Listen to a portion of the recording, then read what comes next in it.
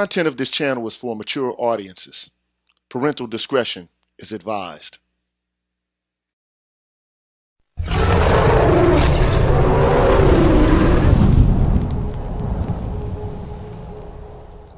You're tuned in to the Green Gorilla channel. Please make sure to like the video, subscribe to the channel, and hit the bell notification button. And please, feel free to share the video. Thank you.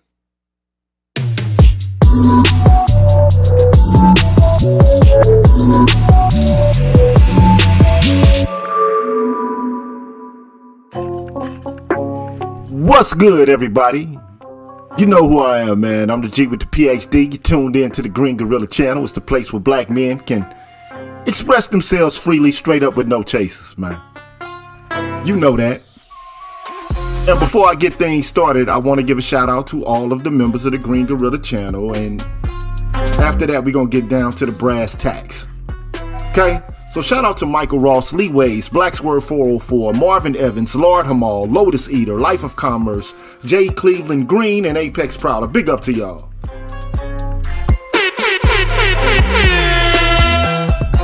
Shout out to Jay Bino, The Advocate, Rogish Son, Kyle J. Sewer, Brotherly Love 215, The Thinker, L. Fry, Timothy Blewett, Jeffrey Speed, Marvin Battle Jr. Big up. Big up to Mark Hope, Pete Rock 496, John J, The IDP Expressions, Darnell Smith, Afro Troop TV, Adam Tahuti, BGS Ibmore, and Ignatz Mouse. Big up. Big up to Show Me, Brian Peaks, Papa Dida, Scott Haywood, Black Uhuru Strikes, Dr. Tree 33, Raiz Muajid, Leroy Honeycutt, Broken Blade, and Super Tech. Big up.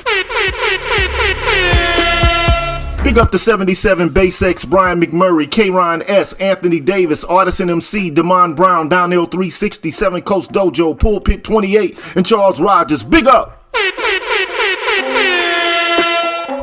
Big up to B. Hillfire, Rick Ross, Sandra Jean, Charles Gilmore, Patricia Colley, Greg, Barry Little, Alan Wiley, Mr. Valentino, and Jason Hales. Big up!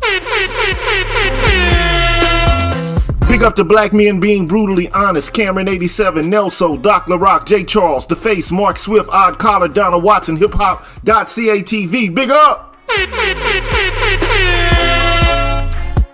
Big up to Coach DC, Kashif Caldwell, Mr. Blue Collar, Barnolis, I'm Just Jules, TD Hip Hop Media, Drew Main, Mr. Heat, Sir Anthony, MLR, Universal 178, and Rasheed Barnes. Big up!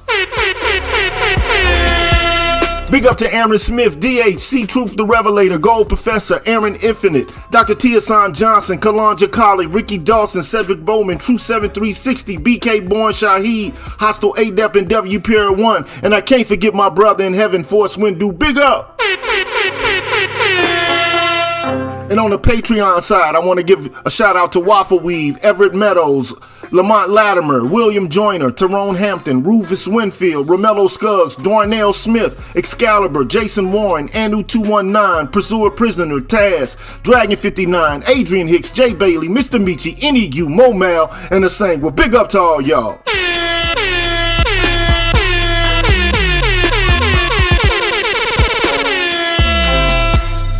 Big up to y'all, man. Shout out to y'all, man. I appreciate your help and your support. I know I ain't been in these YouTube streets for a minute, but you know it is what it is, man. Sometimes you gotta take a break, man. So I took a little quick break, but I'm back at it like a crack at it. You know, folding things down. So let me get to my main scene here, man, and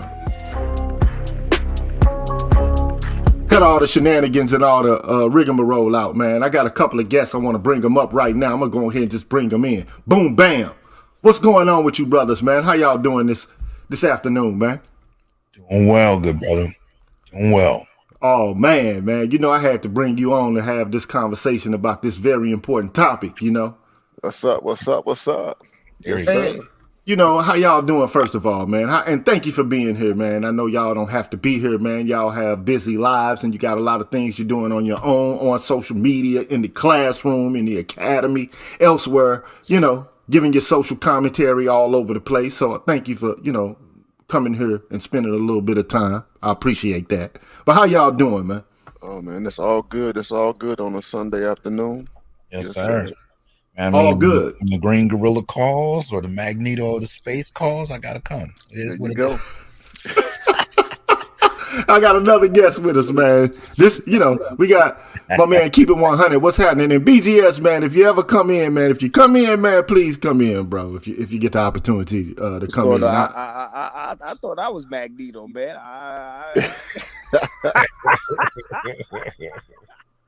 But I want to share something, before we even get started, man, right? I want to share something really quickly. And I want to make sure that I can do this in the right kind of way. Okay, so I'm the big guy right now on the screen. I'm pretty sure you can see my screen is pretty big. So I want to respond to this. Can you guys see that? Yeah. This picture, put up by Jemele Hill. And everybody knows who Jemele Hill is. She's a media personality, a reporter, and she primarily reports on sports, but sometimes she reports on social issues. And right now, I want to discuss this question she put up on Twitter. Okay, and she says it's a serious question. Why does it seem like there are so many podcasts, digital talk shows dedicated to belittling women, especially black women? Maybe I'm unaware, but I don't see a lot of black women using their platforms in similar ways to gaslight and demean black men. So I want to start there, and then we can move into a more refined and a more, objective and impartial commentary on what's happening here. Like, what men actually are responding to, especially black men in this space. And are they wrong for responding in the ways that they are? Right? So that's the conversation I want to have. And I also want to, I got Dr. Neal here because he talks about looking at and analyzing colonialism or neo-colonialism and how it fits in with the situation that black men find themselves in the United States and the kind of conflicts that we're having with black women. I also brought, Dr. Tiasan Johnson here for the purpose of him talking about how there has been the creation of a black buffer class in the United States and how this is creating all kinds of tensions between black men and women. So that's why I brought y'all here, and then I got my brother, Keep It 100. He just, knocked down the door, he kicked the door in, which is very fun. Hey man, you're not a jester. Even though you do say a lot of things in jest, I wouldn't put you in the position of just being, comic relief or whatever. But but you get what I'm saying here, right? So let me remove that from the screen. So like black women, especially black women, and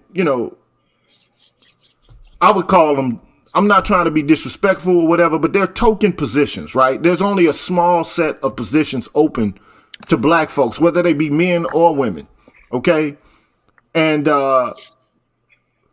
she's in one of these positions to where she has, a bullhorn. And, she's using that bullhorn in order to express, a sentiment about like this new phenomena, that's popping up where men are being openly honest and critical about what they feel about what black women are doing and how they're moving around in, the contemporary social political space of the United States and elsewhere. I'm pretty sure that this is not just happening in the U.S. I'm pretty sure it's happening in other places or portions of the Western world, right? But the question is, okay, well, why are all of these men all of a sudden saying the kind of things that they're saying? And do they have any legitimacy at all in the things that they are saying? Okay. Now, before I even go any further and to try to register your opinion, I just want to respond by saying, in social media spaces, black men have been called bullet bags. And from what I understand, this is the originator of the terminology of the bullet bag, nigga Theo James. You understand what I mean? So, don't act as if, just to clarify, if I had to respond to Jamil Hill upfront and personal, I would say there are plenty of social media outlets that are dedicated to deriding, denigrating, and caricaturizing black men. That should just go without saying. That's happening, okay? Anyway, she says, but black men love this shit, and she's going to get what she wants as long as there's one self-hating bullet bag around her. So you see that, right? Black men in this space, even on these YouTube streets, now they're called dusties and crusties. Right? We've heard that terminology before, have we not? Mm-hmm. Oh, yeah. And one of the primary, promoters of the dusty language has been Cynthia G. I don't know what she's doing lately on YouTube. Thank you, D. Scott, for becoming a member of the Green Gorilla channel. Appreciate that. Appreciate that. But you see that, right? We've heard that. We've also heard, the conquer paradigm, right? Black men are conquer males who covet what comes out of the white man's cop. You get what I'm saying? Tanya, straight out of my social circle. Lord Jesus. So I'm just saying, like, but you see what I'm saying, though? Yeah. It ain't like, it's not as if black men are saying what they're saying in a vacuum. Mm-hmm. It's not as if, black men all of a sudden decided, okay, it's just now time for us to start deriding and humiliating black women because, well, we're just women haters.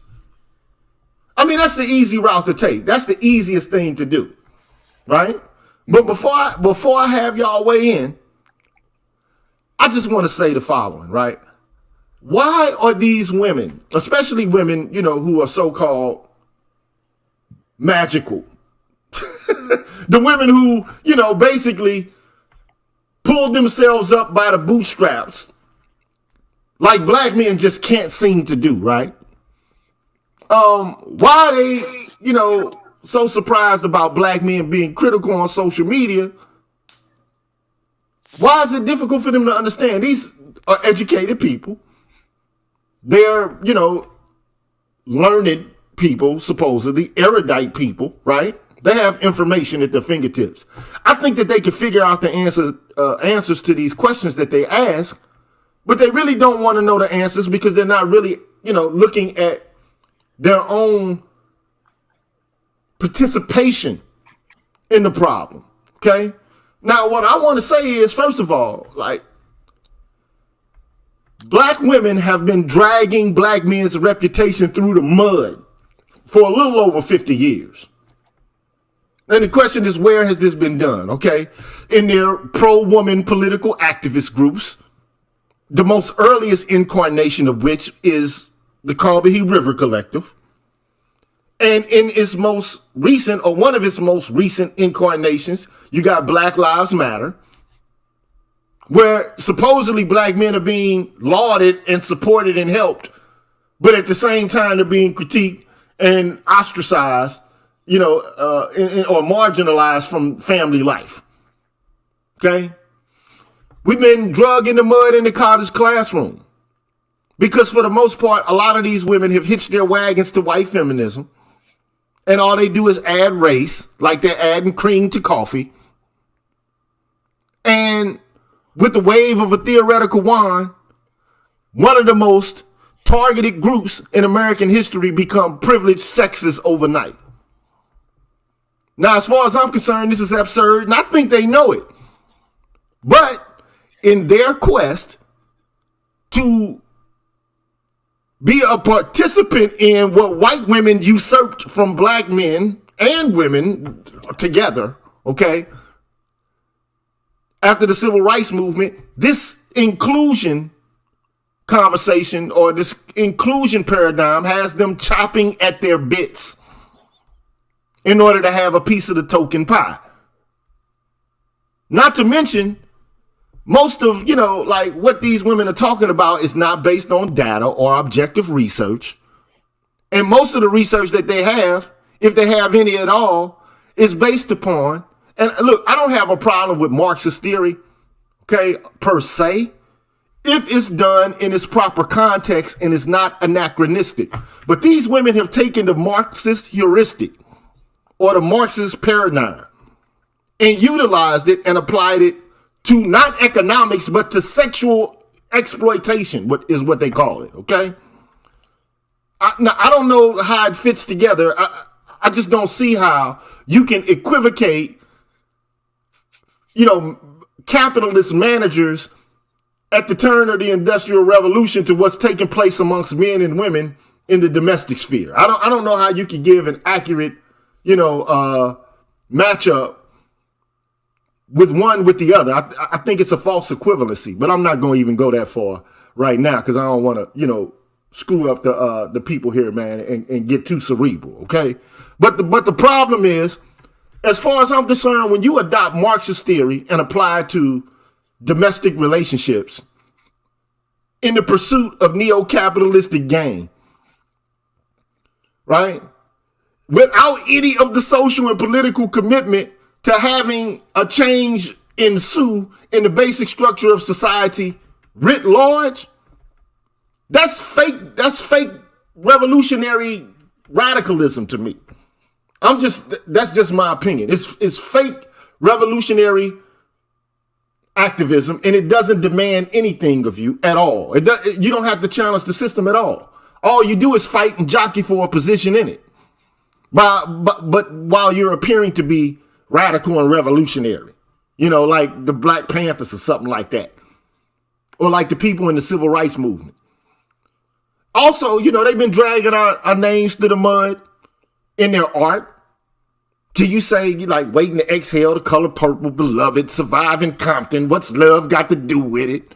I bust the window out your car, I don't want no scrubs, so I creep with my wet ass pussy. I'm just saying, in most of these forms of art, black men are portrayed as brutes, abusers, rapists, deadbeats, lazy, shiftless, criminals, subhumans. And the problem I have with all of this is that these women are acting like they're not a participant in of pathology in the black community at all. It's all just us. It's all just us. And every time we get an opportunity to have our needs addressed by government, by policy, these people zoom in, white feminists included, and they do everything they can to subvert it, to block it, claiming it's not fair to women or to girls. And quite frankly, black men are just sick of this. They notice something is amiss. Thank you, Indigo Flow. So I just want to know. I'm gonna start with you, Dr. Neal, man. Talk to us, man. Make sense of this, bruh. Man, let me go back to because there's a lot to say, man. As you know, to Jemele Hill, man. Jemele Hill, she sounds just like the conservative people that you hear like on Fox News, right? Yeah. Like, Sean Hannity and Glenn Beck and those other people, when black people start expressing their grievances and all that kind of stuff, they begin to complain about it and say that black people are racist. You know what I'm saying? Yeah. And while they do that, they promote this idea that, hell, racism really doesn't exist. And we don't know what you're complaining about. And they'll point to all these examples of black success or whatever, Barack Obama and Oprah Winfrey and Jay-Z and Beyonce and all this kind of stuff.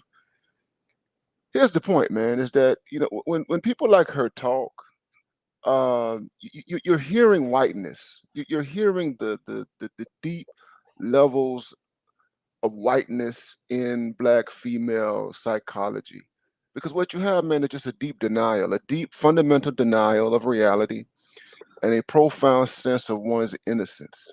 You know what I'm saying? I mean, Jemele Hill is a Gen Xer, she is darn near 50 years old. She's identified with feminism. So she knows about, the whole history of what feminists have said about, black men and everything like that.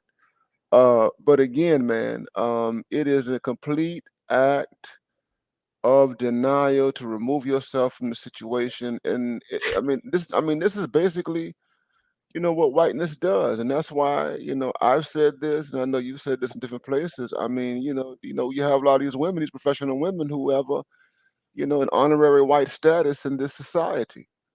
And, they have completely absolved themselves from anything that has happened to black people over the last, 50 some odd years and everything.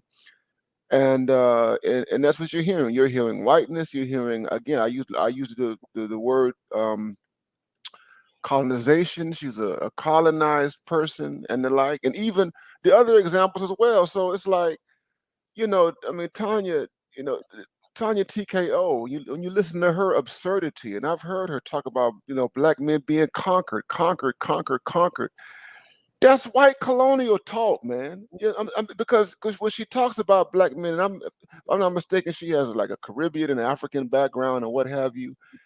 And I'm like, she's talking as though like she fell out of the sky, as though she has absolutely no connection, whether it be black men in America or black men from whatever part of the Caribbean or Africa, is connected to her heritage and what have you. And so it's this deeply absurd psychology that exists among the professional middle class and those women who are close to them, their proxies and what have you, man. And I think, that's just the reality of what we're dealing with, man.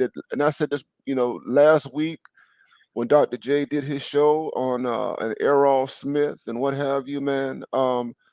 They have divorced themselves from 400 years of struggle, 400 years in this country, in particular, black struggle in America. It's as though, here's the thing, it's as though uh,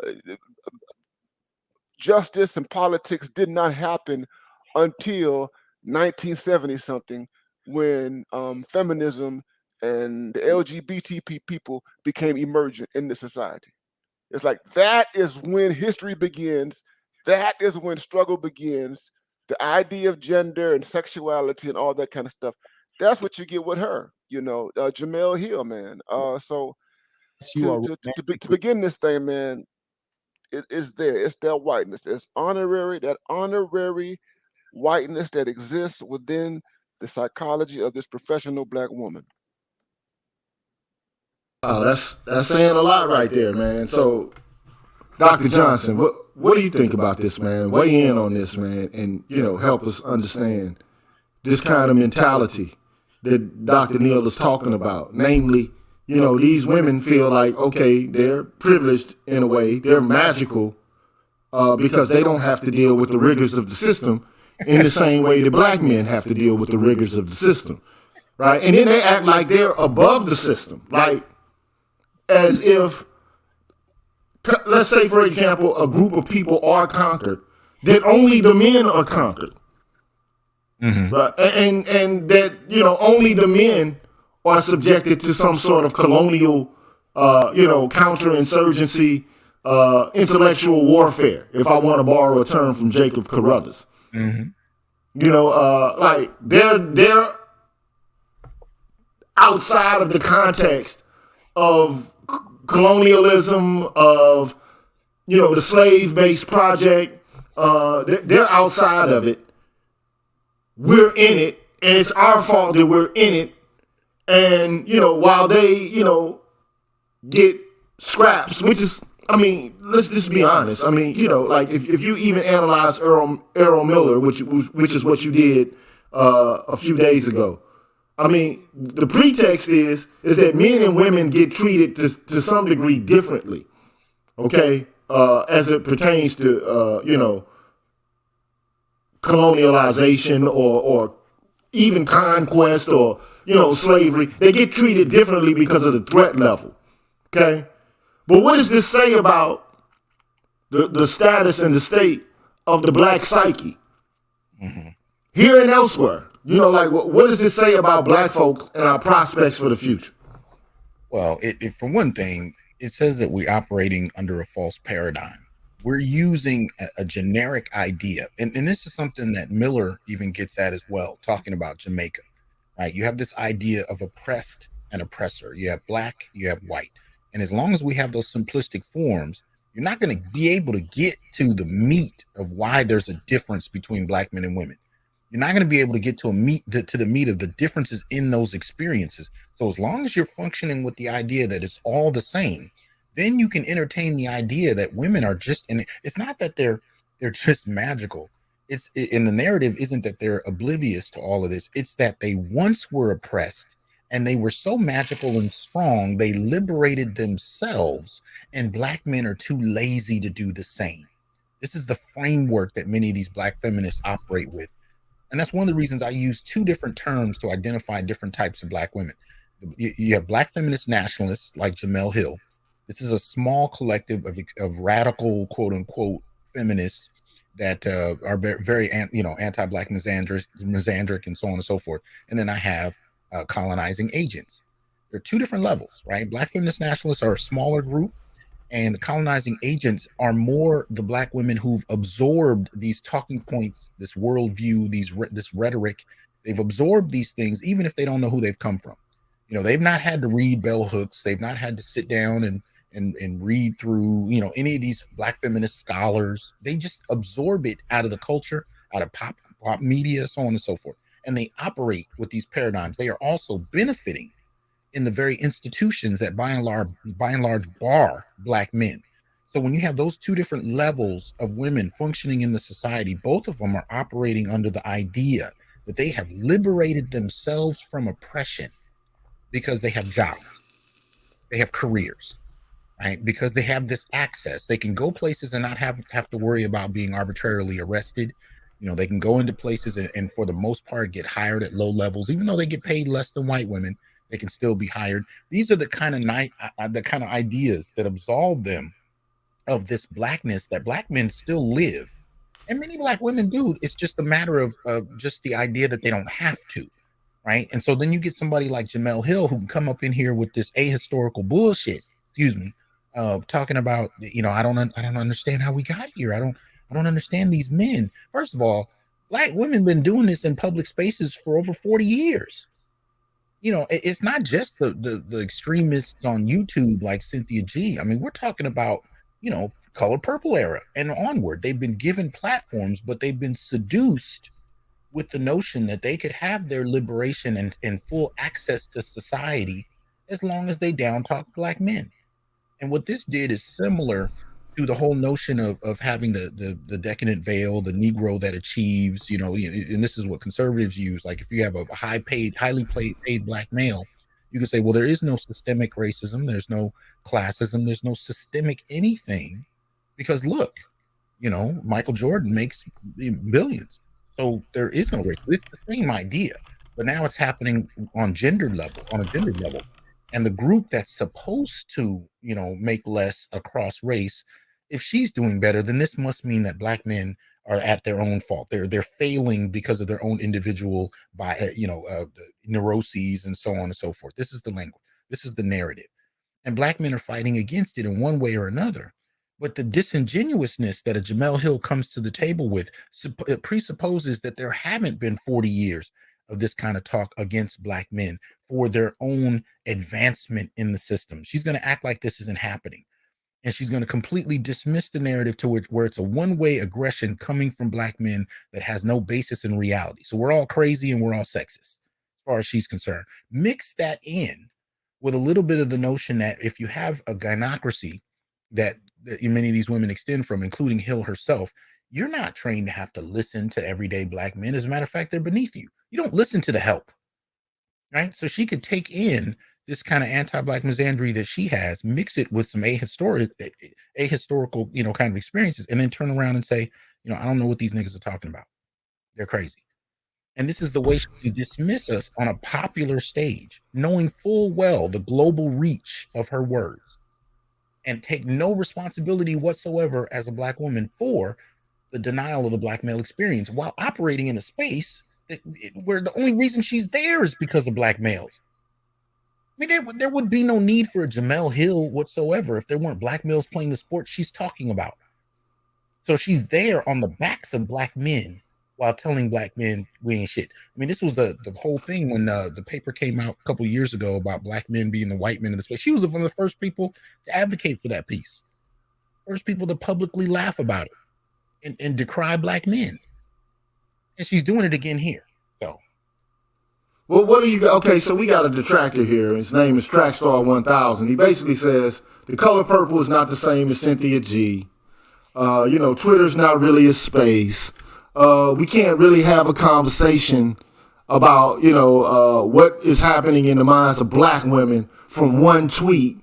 This is not a general trend in black culture. This is an anomalous statement. This phenomena isn't real.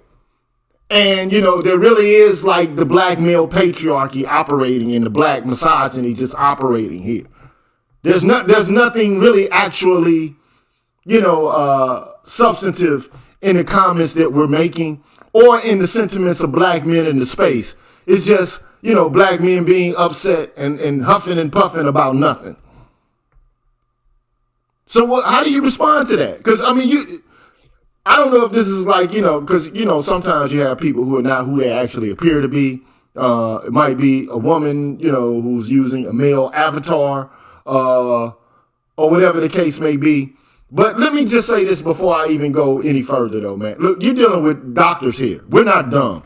We're not aloof, okay? Marcus might not be a doctor, but he's not aloof either, okay? You're not dealing with dum-dums here. I've taken feminist theory, like, I've read it. I've taken feminist epistemology. I've read it at the graduate level, not at the undergrad level. So I understand black politics, especially gender politics, in a way that's more sophisticated than the average, nincompoop who's coming in to weigh in on, ideas and concepts and, arguments that we're putting out here. But at the end of the day, what do you say to a person who says, well, Cynthia G is different than Alice Walker or a Bell Hooks or a Kimberly Crenshaw? Like, that's just totally different. That's a damaged black woman like Cynthia G is, but these other women, they're doing something radically different than, the New Jacks, who I would consider to be perfectly honest. I think they're the offspring of these women and the kind of musing that they've been doing over the past 10, 20, 30, 40 years. Because there wouldn't be this mentality or this mindset out here if it weren't for people who paved the way for that, that kind of mentality to be paramount in our culture. I'd love to hear Marcus take this one. Yeah. I don't listen to dudes like this. What I was gonna say earlier, I don't know if you guys are aware. Cynthia G was on Fox Soul recently. Really? Fox Soul. You heard it right. Really? Yes. Like, how does that happen, man? Fox Soul. Hey, we been talking about it, man. We sit here talking about how these women have been given these platforms, right? And we talking about historically, but okay, this was this week. So whatever gentleman, I don't know his name, is saying, whatever he's saying, riddle me that. Cynthia G on Fox Soul. And I was talking to Chaos Rain about it. He told, she was on Fox Soul talking about colorism. Her whole position is, that,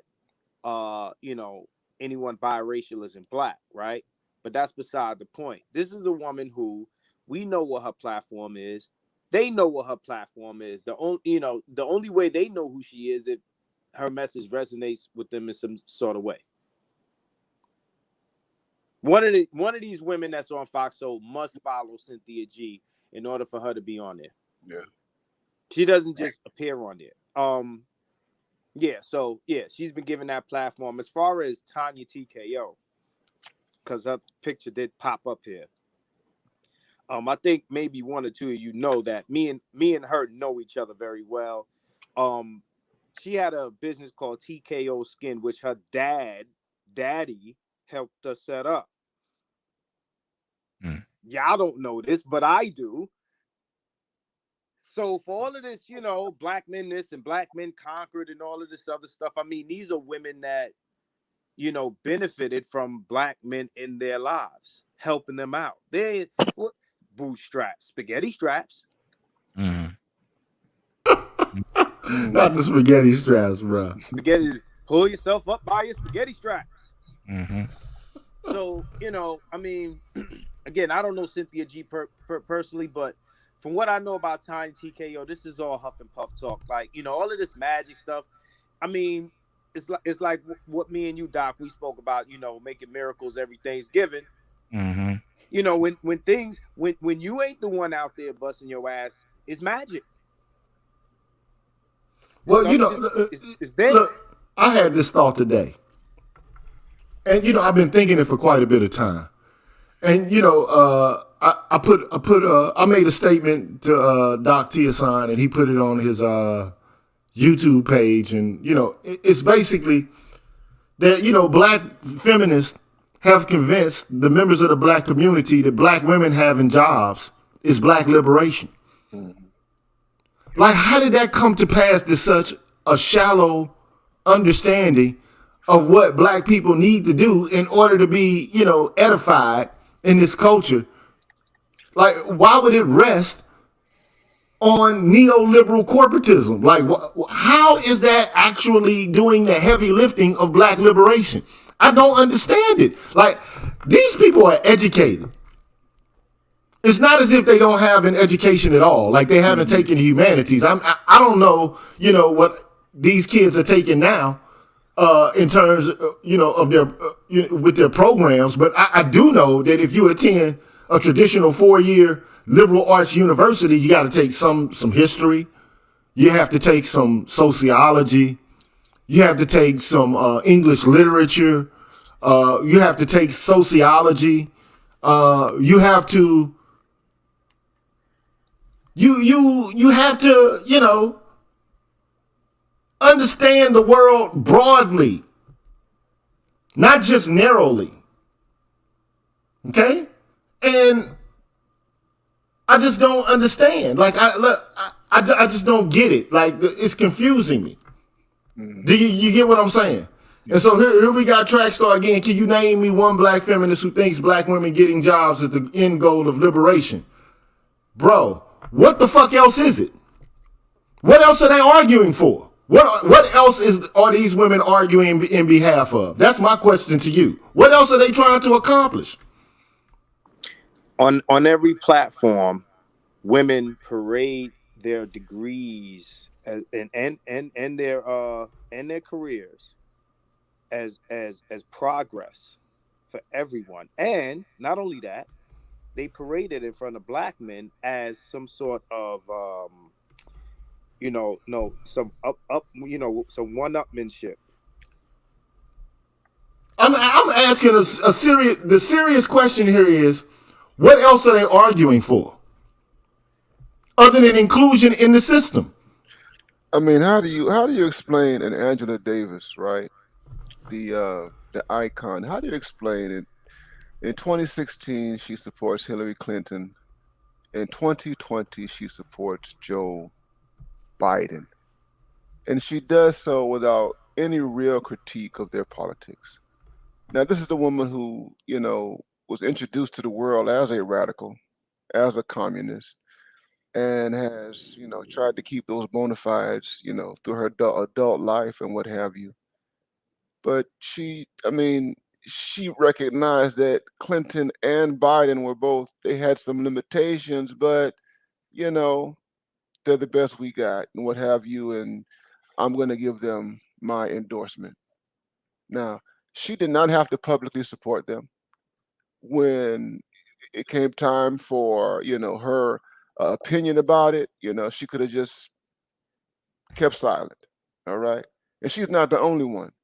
But the point I'm making by lifting her up is that, yeah, I mean, they've totally acquiesced to, what they call neoliberalism and, successism and being the first black person this or the first black woman that, or, and sitting next to white people and everything. And I think that, I mean, that's just the case. And, the other part of it is that, you know, um, we saw over the course of, darn near 40 years, the destruction of the Black radical tradition. And we saw how liberals destroyed it. We saw how feminists destroyed it. It's a very marginal thing. It's not mainstream. It's not among mainstream Blacks. Mainstream Black people, like these women, they don't want to do any heavy lifting. They don't want to do any heavy lifting whatsoever. That's just the reality of it. So this is the funny thing to me, Dr. Neal, man. Okay, so look, you talking to people who know the first, the second, the third, the fourth wave of feminism. Like, we know it. The first wave of feminism was about white female enfranchisement, was it not? Mm-hmm. It was about Elizabeth Cady Stanton, Susan B. Anthony being able to have the franchise, right? They wanted to be able to vote and have the same social political standing as white men, right? Mm-hmm.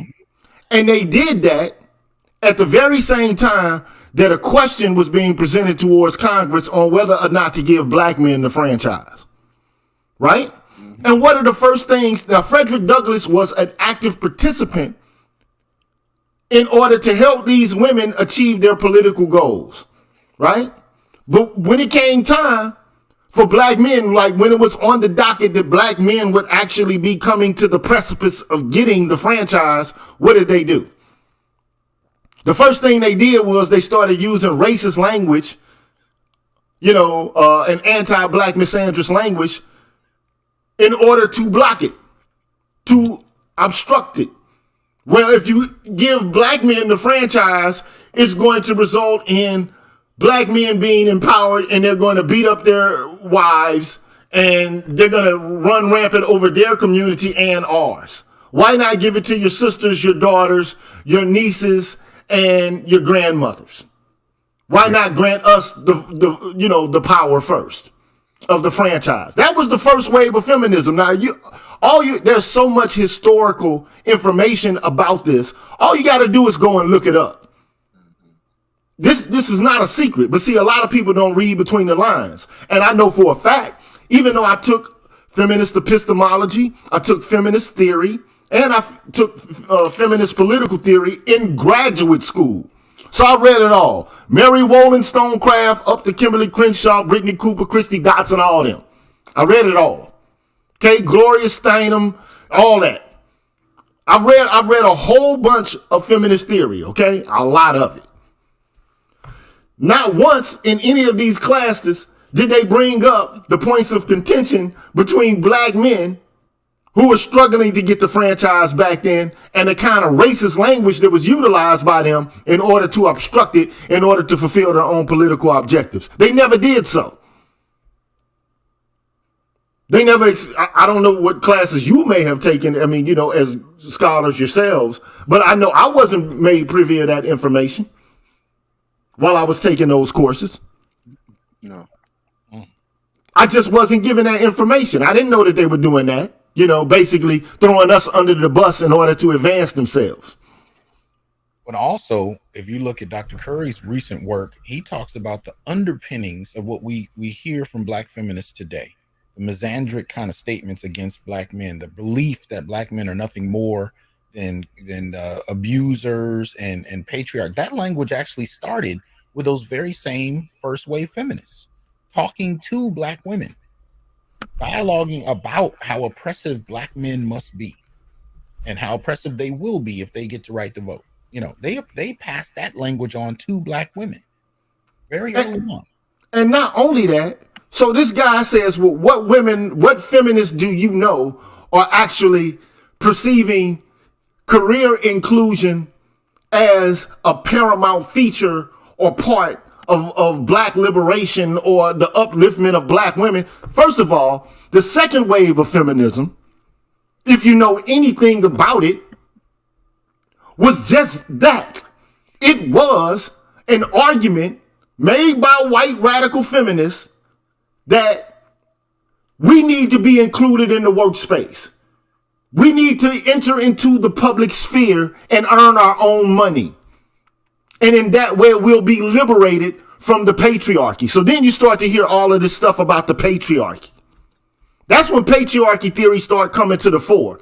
You may have heard about it prior, but it didn't become solidified in the academic literature until second wave feminism. So but hold on. But what I want to make clear here is that second wave feminism was all about women being included in the workforce, so that they can escape their so-called abusive, oppressive, and dominating spouses. This is what this is about. Like, look, read Betty Friedan and the feminine mystique, and her idea that, being a housewife is akin to being, a prisoner in a comfortable concentration camp. Right? Read the Ellen Pence and the Power Control Wheel, and what it diagrams and what it lists as oppressive to women. So the second wave feminists basically were all about getting jobs. That's what the shit was about. Now, if you got some information to the contrary, I would ask you, please bring the shit up. Because you're not dealing with some Rudy Poo dumbasses who don't know this shit. Because I know it. Okay? And I know that intersectional feminism, pretty much all it does is add race to the mix. It's the Me Too to second wave feminism. Well, we need jobs too. Well, we get subjected to abuse in the domestic sphere as well. We're subjected to the patriarchy also, even more so than white women. And they do draw from the same social scientific literature that is essentially racist. That Catherine McKinnon and Andrea Dworkin and all them concocted about what men are doing. And these women are also, these are some wealthy white women, man. Privileged, bourgeois white ladies. But the basically, irony there, Gigi, the irony there in one sense. By the time, just before white women second wave movement kicks in, black folk are just being able to vote. So you got all the way from the first wave movement where voting is on the table. By the time you get the rise of second wave feminism, black folk are just starting to vote without having to be lynched. That's how long it took. It took a fucking century almost before black folk could start to vote. And then you had the rise of second wave feminism literally a couple of years later. Fast forward another 20 years, now you have intersectional feminism, and the black vote is no longer considered a communal vote. Now it's separated on gendered lines. And black men have no platform to articulate their frustrations until you get to the rise of YouTube. This is what I mean, free access in technology that people can hold in their hands. Until that point in social media, black men have no sustainable platform to voice their concerns. So when Jamel Hill says she doesn't understand, you got pent up silence from black men who have not been given a stage to speak on this for 40 years. There's so many to the end of to the current moment. This is what we're looking at. But go ahead. And that's my. Oh, I'm sorry, Marcus, man. I just I just want to say this. That's my point. You wonder why that after 40, 50 years, after 30 some odd years of bell hooks, after the Combahee River Collective, which basically declares, unless black women are free, no one else is free. So if they're free, all systems of oppression will be eliminated. Like all the evil in the world will just be eliminated if they're elevated. But like objective facts about the world push back against theory and ideology, political ideology that's erroneous and absurd from the beginning. And for men to even have the audacity to say something about it nowadays seems to be interpreted as misogynistic. It's an attack. Now, let me just tell you something. Like, also, what I do know, and I've said this on my show before, essentially, second wave feminism is the paradigm that we're operating under, and these people aren't pushing beyond that. They're not pushing beyond second wave feminism. All they want to do is be included, like a race car driver utilizing the drift of somebody, the covering up of that shit They're just riding behind that, trying to skate in and get in where they fit in as tokens. And let Facts. me add to this. There are critics, right? There's such an animal called feminist socialists. Okay, people don't talk about them. They don't have too much, mainstream prominence. Nancy Fraser. Yes, Who yes, yes. you're familiar with, who was a philosopher at New School of Social Research, and a boomer person, who is a socialist feminist. Okay, highly, deeply critical of capitalism, American capitalism, capitalism worldwide, and the like. And she is one of those voices who have been critical of the second wave. She's been critical of second wave liberal feminism. She has also been critical of queer theory and queer politics. Okay, because of capitalism. Okay, and and this is a person. All the problems that we're talking about right now, I mean, you find in her work. I'm looking at a book right now. It's called Fortunes of Feminism, from state managed capitalism to neoliberal crisis. It's Nancy Fraser's book. She has a very, very interesting critique, which happened back in the '90s between critique rather of Judith Butler, the mother of that queer theory stuff. The gays and lesbians tried to make this argument, right? That that the family was a part of capitalism, and that homosexuality was a threat to capitalism, and that to the extent that homosexuality is a threat to capitalism and the machinations of capitalism, homophobia will continue to be a problem and what have you.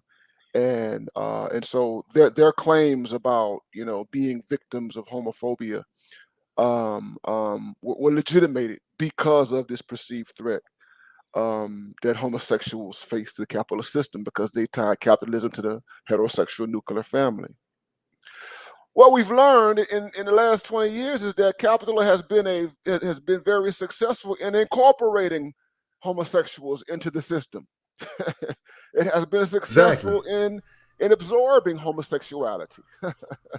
Why do I point this out? Because, with all their claims about misogyny and sexism and all this kind of stuff, I find it interesting that these women have been effectively absorbed into the system. That is, if sexism is so heinous and misogyny is so bad, then why do you have all this mobility? Why are all these doors open? Okay? If sexism is so bad, and if there is this black boogeyman and this black patriarchy, none of this stuff, we wouldn't see any of this stuff. If black women were affected by racism in the same capacity as black men, as if black women and black girls were affected by racism in the same capacity as black men and boys, we would all have the same outcomes. We would all experience unemployment at the same levels. We would all go to jail at the same levels. We would all have health disparities at the same levels. But that's not the case. Let me say this, and I want to get Dr. Johnson to come in, then I'm going to open up the floor to everybody else, okay? All right? But, okay, Dr. Johnson, you wrote a paper on the patriarchy, right? And black male privilege, right? And these notions going on around our culture that somehow, like, women in general are oppressed. And the primary point of oppression is the mononuclear family, right?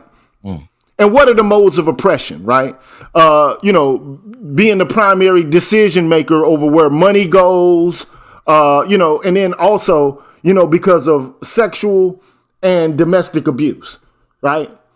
Those are the primary markers or the points at which, patriarchy is supposed to be its most oppressive.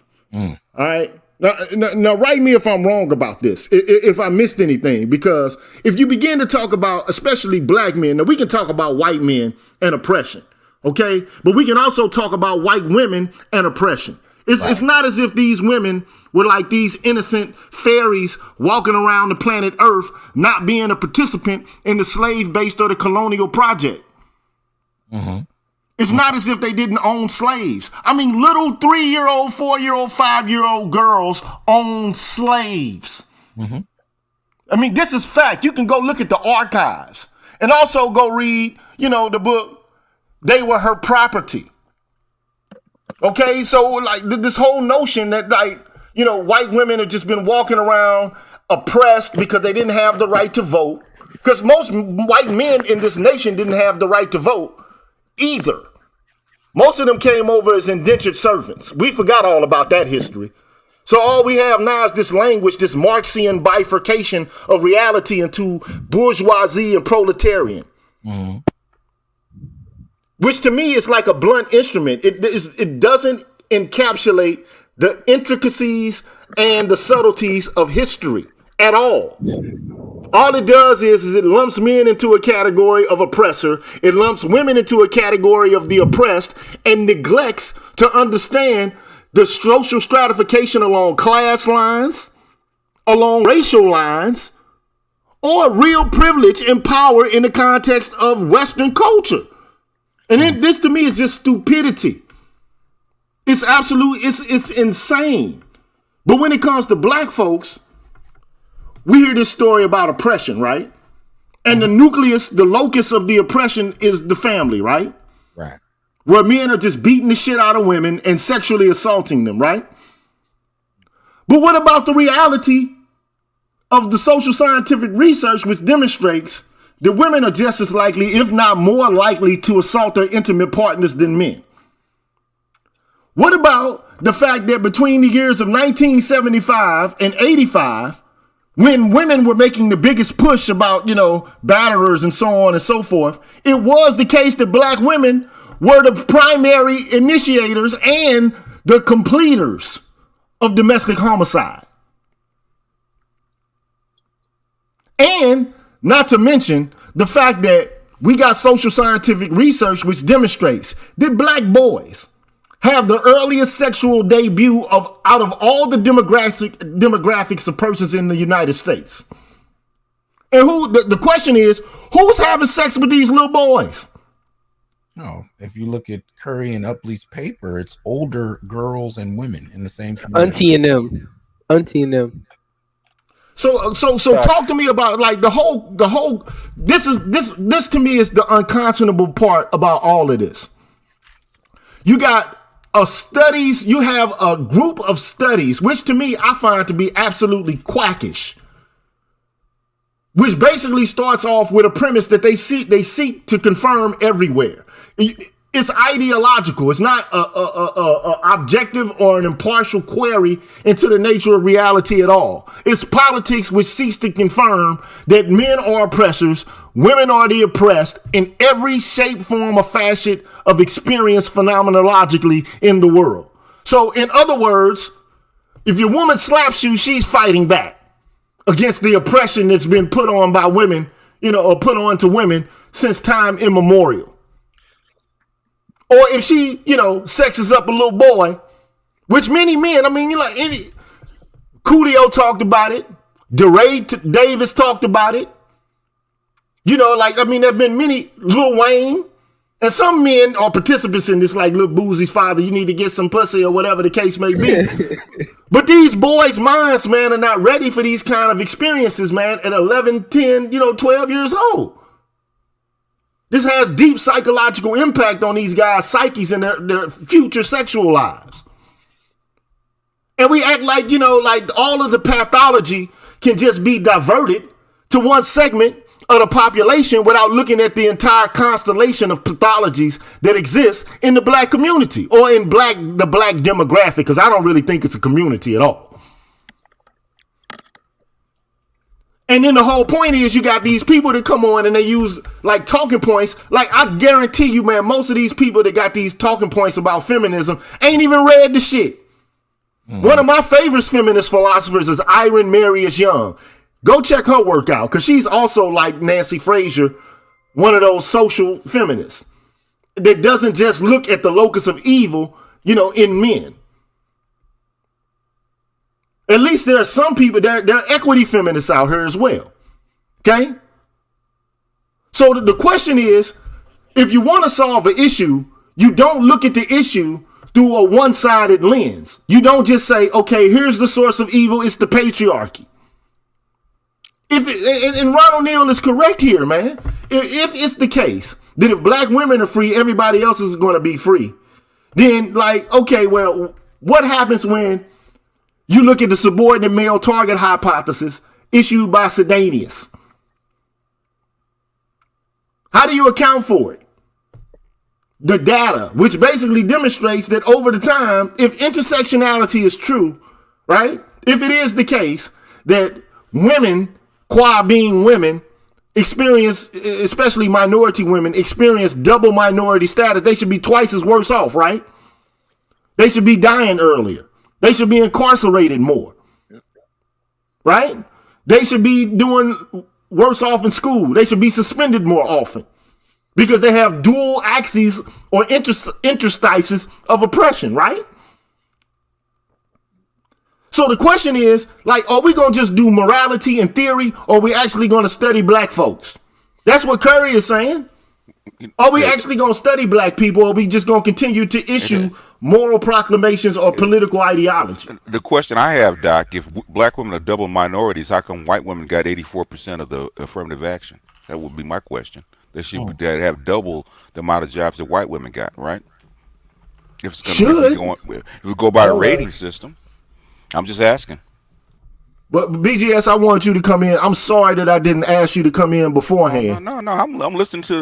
But I want to hear what you got to say about this, because you've been doing a lot of work, you know, over the past few months related to this issue about, you know, like this so-called mentality that black women have, that they're doing a whole bunch of magical work, whereas black men are just lazy, dusty, trifling, shiftless, and don't actually want to do shit in order to be the kind of men that they, you know, that black women expect for them to be. Like I said, that narrative's been around. You know, and Dr. Neal said the same thing. That narrative's been around for 200 years. Okay, it didn't just start yesterday. And they've been, you know, like I said, Katie told you it's better to be a slave of a white man than to be a husband of a black man. Okay, because they're abusers, they're shiftless, they're lazy, they won't help you. They put you and your children into poverty. That stuff's been around for 200 years. So all they did was feed into the narrative, and they got rewarded for it. That's all. That's all. I mean, it's not new. The thing is, how far does it go back? Because I remember that when I was a kid. They're saying the same thing. My grandmother said the same thing. You know, she was born in 1910. The thing is, how far does it go back? So all they're doing is just regurgitating the same worldview that's been fed to them for 200 years and getting rewarded for it. That's all. And look, this is what I want to ask anybody on the panel, but particularly Dr. Johnson. Though I know Dr. Johnson been laying in the cut. But this notion that black women... We want to hear from Hassan, not Dr. Johnson. We want to hear from Hassan. Okay, Hassan Chop. Okay, Hassan Chop. But what I want to hear from you is this idea that because you are able to fly under the radar, you're not a direct threat, that somehow you're magical. That you're more morally virtuous. I mean, do you know what's really actually interwoven into all of this? Yeah. A strange hybrid of Horatio Alger American exceptionalism with a tinge of civil rights, we gonna overcomeism. Yeah. And a black man ain't shitism. Doctor, to interject real quick, remember the Last Birth of a Nation? There was a scene where you had the little white girl having a string around the little black girl's neck and leading her around. Yep. They ain't never stopped. That's all I want to say, and I'm out. Damn. Okay, well, drop the mic then, bro. You know, the thing about it is, really what you see, black feminists doing is they want to at the same time position themselves outside of black women and black men and white men and say we are oppressed in a unique way. But they also want to benefit from the traditional notions of femininity that really pertain to white women. So even when you point out this kind of whole language about, we're oppressed and when we're victims of sexism, and yet we want access to society, but we ain't gonna mention our men. That whole narrative, that whole discussion is rooted around wanting to be treated like white women in certain respects, and at the same time have the benefit of men that have resources without actually advocating for those men in their own community to have those resources, have access to that. In the last 2 years, you guys know I've been talking about this on my channel for the longest. We look at all the grants and the programs that have been coming up that specifically target Black women only.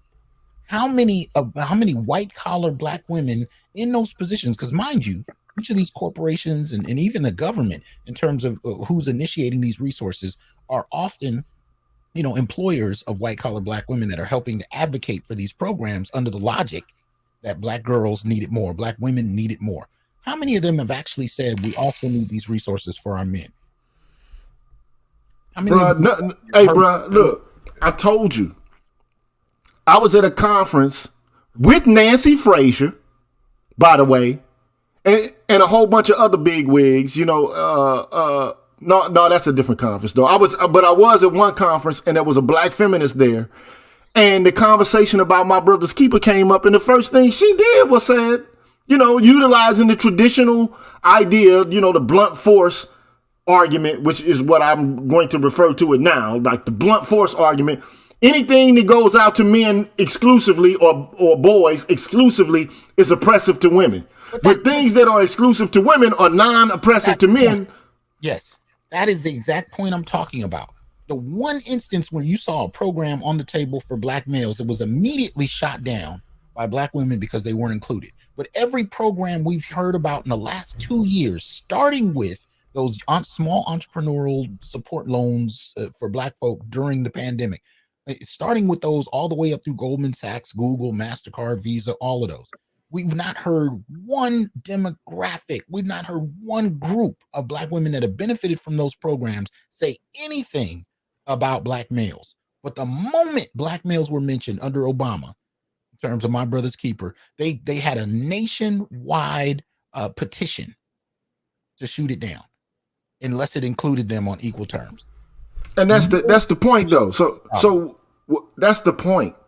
The point is you got Black men in real time experiencing women only basically looking out for themselves. And what are they looking out for? Look, let me tell you. A nation is not just conquered by physical force. It's also conquered in relation to indoctrination, hegemonic discourses, and intellectual counterinsurgency or psychological counterinsurgency. These are the facts. Like, all you got to do is look at world history. This is what I don't get. Like Carter G. Woodson wrote a book a long time ago called The Miseducation of the Negro. Yep. And the book is, okay, well, you know what? If you want to understand what Black people are doing wrong, just understand that Black people are trying to imitate their systems all across the board and lionize everything that it is that they're doing across the board. And Black women have fallen prey to this. They just basically was like, okay, well, we want what white women want from second wave feminism for ourselves. Mm-hmm. And this is going to make us, free. This is what our freedom in here is consistent. And I'm saying, really, that's what Black freedom has all come down to now. It's come down to being able to go work at a corporation. What about all of the philosophical, discourse and critiques of neo-capitalism at all? And that's why I continue to say that they have divorced themselves from that tradition and history. They've divorced it. They're if we talk about a Black social contract, we talked about the contract between Black men and Black women, but just a general Black contract. Okay. We have to acknowledge that they've destroyed it. They've divorced themselves from that contract. So it doesn't matter, what came before them. Even some of their heroes who they point to, people like Ella Baker and what have you, we're a part of a contract, understanding. You understand? But they have completely divorced themselves from that contract. They have accepted American exceptionalism. You put out there that the Horatio algorithm and stuff like that. They really believe that their status is because of merit. They buy into the whole idea of meritocracy. Meritocracy. They buy into the capitalist order as it stands. They are not hostile. They are they are not hostile or critical of capitalism. If there's any criticisms towards capitalism, is criticisms of capitalism's reluctance to absorb them, or slowness in absorbing them in certain kind of ways. They are these women who we're talking about, these liberal voting women. They are true American patriots. But we Okay, they're no different from a Dinesh D'Souza, an immigrant Mm-hmm. who comes here from India, Mm-hmm. and he embraces everything there is about America. He says America is the greatest place on the planet. My life would not be the way it is today had I not left India. All right, Mm-hmm. in the early '80s, and became an American citizen. He defends colonialism. He says colonialism was a good thing.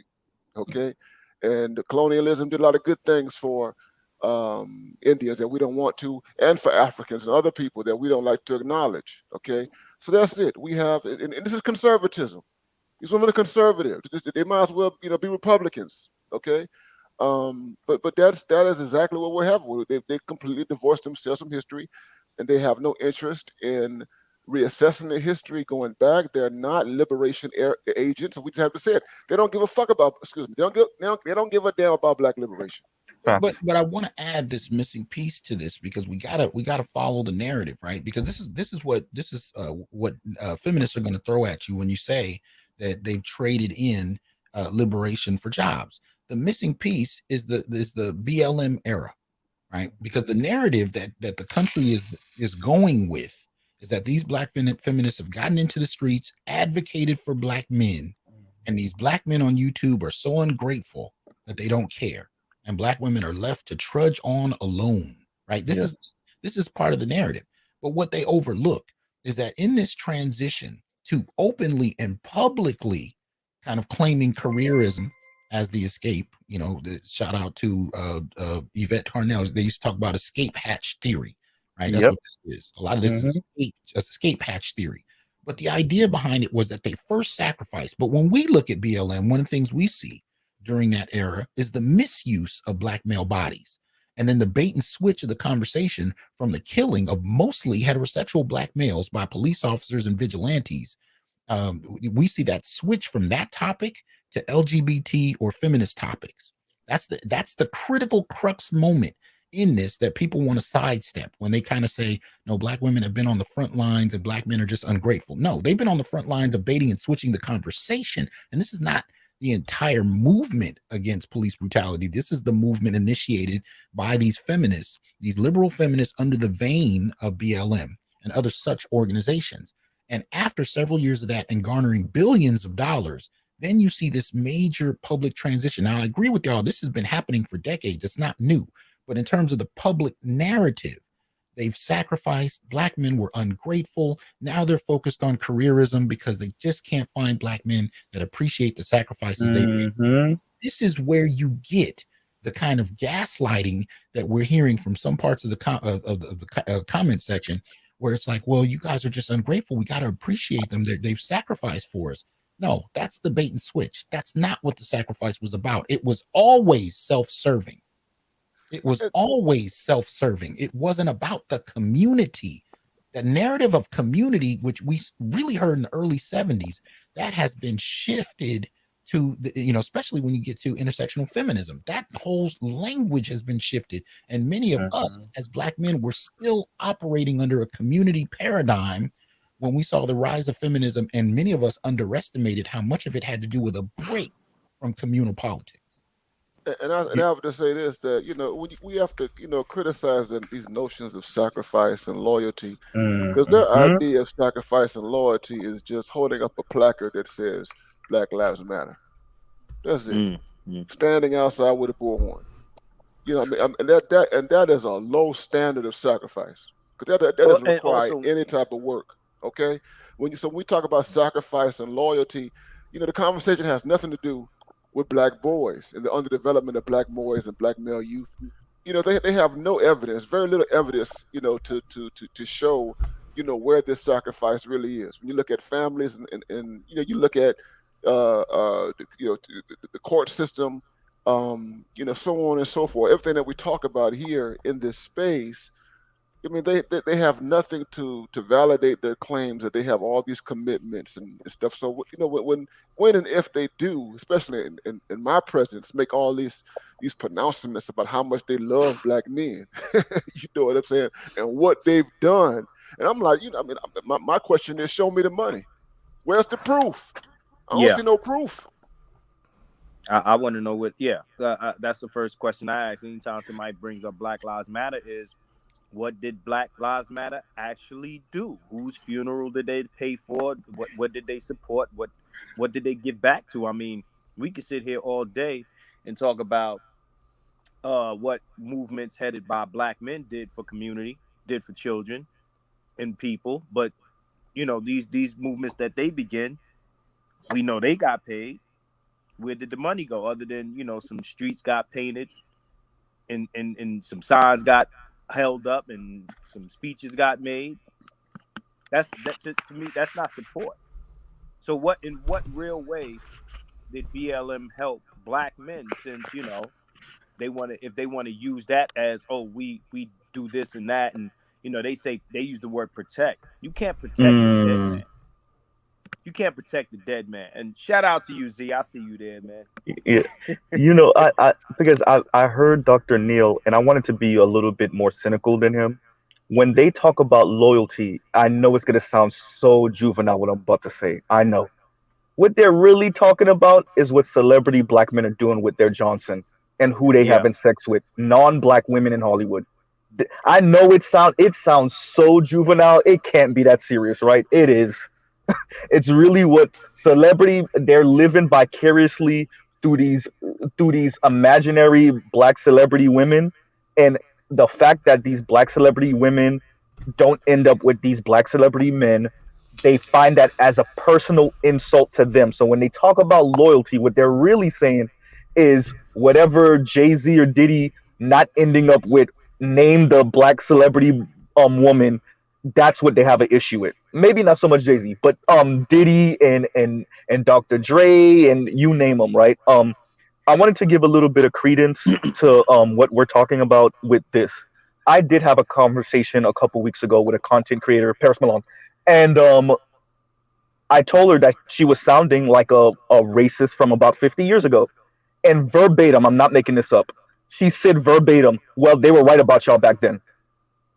So, yes, one of the frightening things, and I tweeted this to Dr. Johnson a couple years ago, one of the most frightening things is that these particular people, they are the modern bell hooks, like you guys were saying, and they're reaching a larger audience and even faster. In her live that particular night, she had about 1,500 people listening. Her subscriber base is 312,000 people last time I checked. So what she's doing and what other content creators are doing on her level is they're putting out this pretty much neo-Nazi rhetoric towards black men out, and because YouTube will strike them, they delete it and then put it on their Patreon, right? And she did use intersectionality against me in that conversation.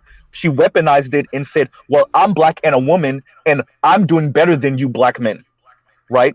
So this is what we have going on. It is these these people are very contradictory. I said this to Dr. Green Gorilla a couple weeks ago. They will argue from a Marxian standpoint, then they will argue from a Milton Friedman, Ayn Rand standpoint simultaneously, because for them it's not about making a very concise argument. They really want to say black men ain't ish from every angle. Yeah. So it's, well, you don't build and you don't provide a patriarchy for me to be protected.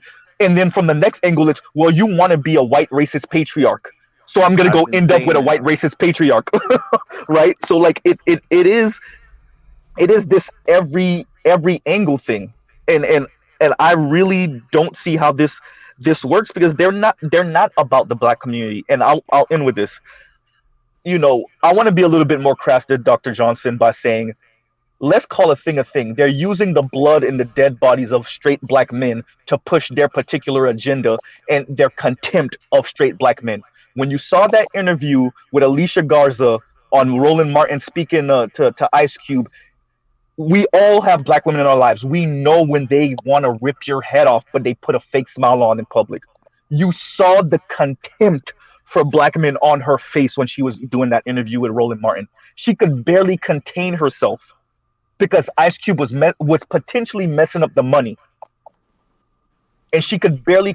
That is a lot of these particular women that we're speaking about, the Jamila Lemieux, the Alicia Garzas, all of these particular women. That's them in a nutshell. They can barely contain the contempt, and they act like the past 50 years didn't happen. They act like the power dynamic in the black community is the same as what's been going on in white society for generations. Right? They don't acknowledge Jim Crow, like one of you were saying earlier, that they don't acknowledge that, yes, history starts at 1980, right? Unless they want to use slavery, some mythical, bigger, long character to beat up on black men and say, well, we would trade their freedom for the chance to have sex with a white woman. They will do that if they can, right? This is where Color Purple and all that other stuff come in, and I'll pause right there. I'm rambling. But okay, so let me circumscribe the conversation, because that was some good points. Okay, look, Yeah, where this guy been at, man? I just came across him today. but here's the thing, right? Black men are tired of this damn magical narrative that because the system is doing everything it can to prevent us from being the best we can be, and you now are like, because you got a job working in the white man's house or Miss Ann's house, now you better than us. Now all of a sudden, like you got your nose persnickety in the air. Like I watched that video that BGS did about the 92 octane. Okay, I watched the video and it got to a point where I couldn't watch it anymore, because it's like these women honestly believe that because they are not perceived as a threat, and they're allowed to have a middle management job, that somehow they're virtuous as a motherfucker. Like they're really actually, on, the leading frontier of doing liberatory work for the black community. And I don't fucking understand how stupid this shit is. Like, I mean, think about the 60s and the 70s and the kind of political maneuvering that was being done by radicals, right? They were basically critiquing the system and trying to make it a little bit more socialistic so that it could take a burden off the most, poor people in the culture. Like one of Martin Luther King Jr.'s last initiatives was the Poor People's Campaign. Yep. Now you got black people, men and women, though, like, because I spread the dirt around, okay, who, they're middle class niggas, and they'll thumb their noses at poor people and use Horatio Algerianism and, the whole meritocracy argument. And apparently these motherfuckers haven't been to, humanities classes at all. Never studied sociology. All they know is, you pretty much, your life is pretty much a direct consequence of the effort you put into it. Like effort and merit are the same thing to begin with. Like they don't even know how to distinguish between effort and merit. Like I can try all day to play basketball like Michael Jordan. I'll never be as good as he is. I might try to play the guitar like Jimi Hendrix. Everybody can't do everything. Just because you put effort into it doesn't mean you're going to be rewarded for it, or even that you merit a reward for it. And merit in and of itself, we don't live in a fucking meritocracy, bruh. How you think these white boys, man, get in where they get in, or white women get in where they get in? It's networks. Yep. It's who you know. It ain't what you know, it's who you know. But we don't even accept that shit. And it's like, it's gotten to the point where, all I can say is I'm tired of hearing the oppression shit coming out of black women when they doing the exact same shit that black men are doing in the community in relation to violence, in relation to sexual assault, in relation to psychological manipulation and gaslighting, and using the language of racist ass white women from the 50s, 60s, and earlier in order to make their case. Facts. Like black men are like, we've been gaslighted long enough. Like, okay, now you're starting to get scholars who are digging and combing through the literature and beginning to put two and two together. Like, your theorization really doesn't actually stand up to scrutiny when you falsify it. And so here it is. Here we are now. You see a lot of black men, like a lot of black men don't know how to explain it all. Like, to some of them, you know, they talk about like the, you know, interpersonal relationships that they have with individual women, and they see that something is wrong there, right? To them. Okay, or, you know, some guys might be incels, they don't have access to sex or whatever, and they got an issue or whatever. But to me, the biggest issue is the social conditions of men and women have radically altered, so much so that, like, these women don't know what to fucking do with themselves. They want a man, but they don't want a man. They want to be in control, they don't want to be in control. They want to be on an equal footing, but they want to be treated like queens and have everything provided for them. They want the status of white women. They always have, and they don't know how to get it. And they expect black men to just like Marcus. I always refer back to that picture Marcus put up, right, with the little girl stepping on her brother's back to get a drink of water, right? They expect to step over us and us to, you know, willingly hand them over white womanhood.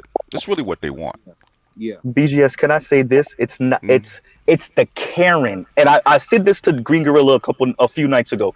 It's not just a white woman. It's the Karen. They're jealous of upper middle class and rich white women. They want to be able to call the cops and get someone killed. They want to be able to see an eyesore in a public park and then snap their fingers and get you potentially arrested, at least harassed.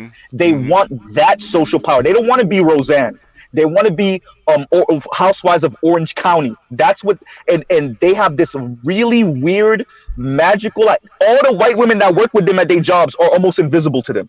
They're so hyper focused on that top 20%, that professional managerial class, that upper middle class, that rich, uber wealthy lifestyle, that they've now perverted their mind to thinking that is the life that white women and even Latina women, which is hysterical, even Latina women are living. And I don't know where this comes from, but it's fantastical. Ergo, that's liberation. And there's contempt at black men for not being able to provide it. Exactly. White men provided it for white women. That's the basis of some of that contempt. They said the exact same thing when the Ukraine war popped off. What's the first thing they said? How come you black men are not over there fighting the enemy just like the Ukrainian men are over there, and so their women can get on the trains and be evacuated out? They said the exact same thing. They want what white women have. But go ahead. And a content creator got checked because white people jumped in her comment section because she posted that.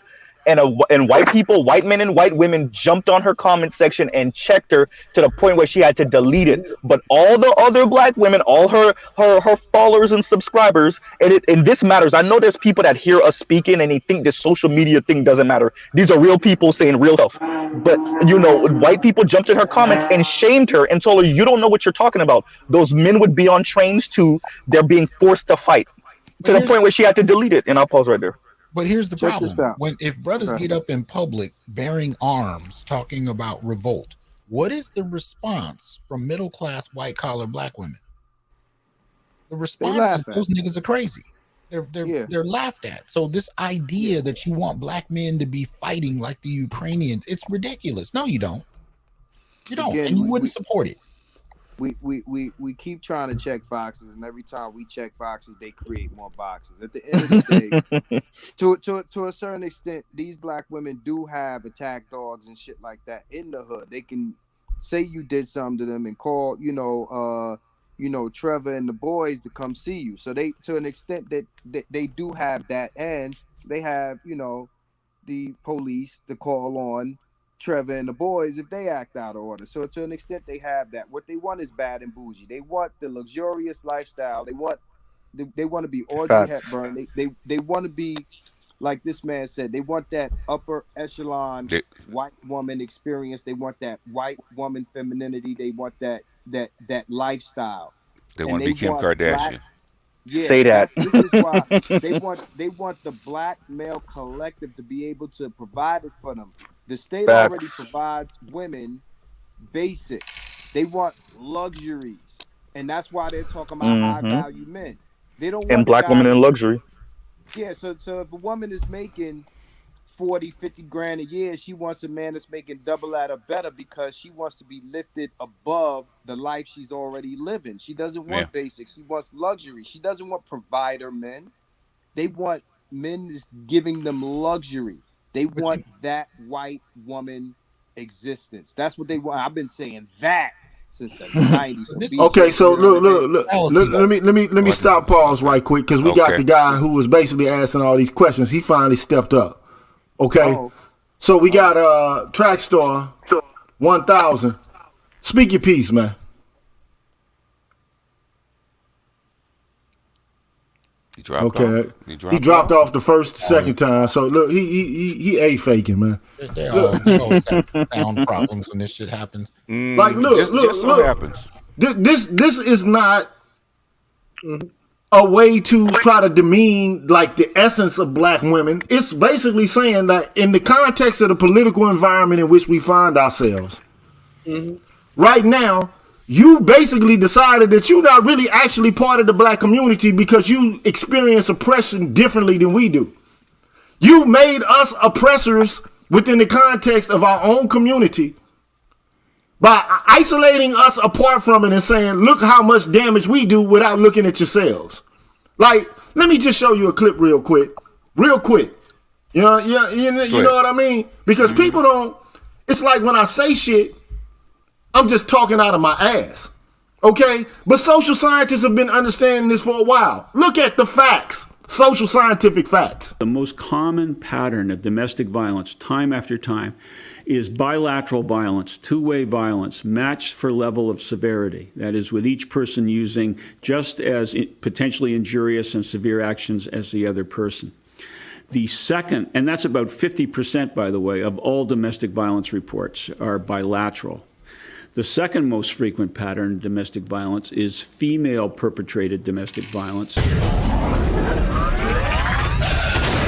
whoa. About 35% of domestic violence reports.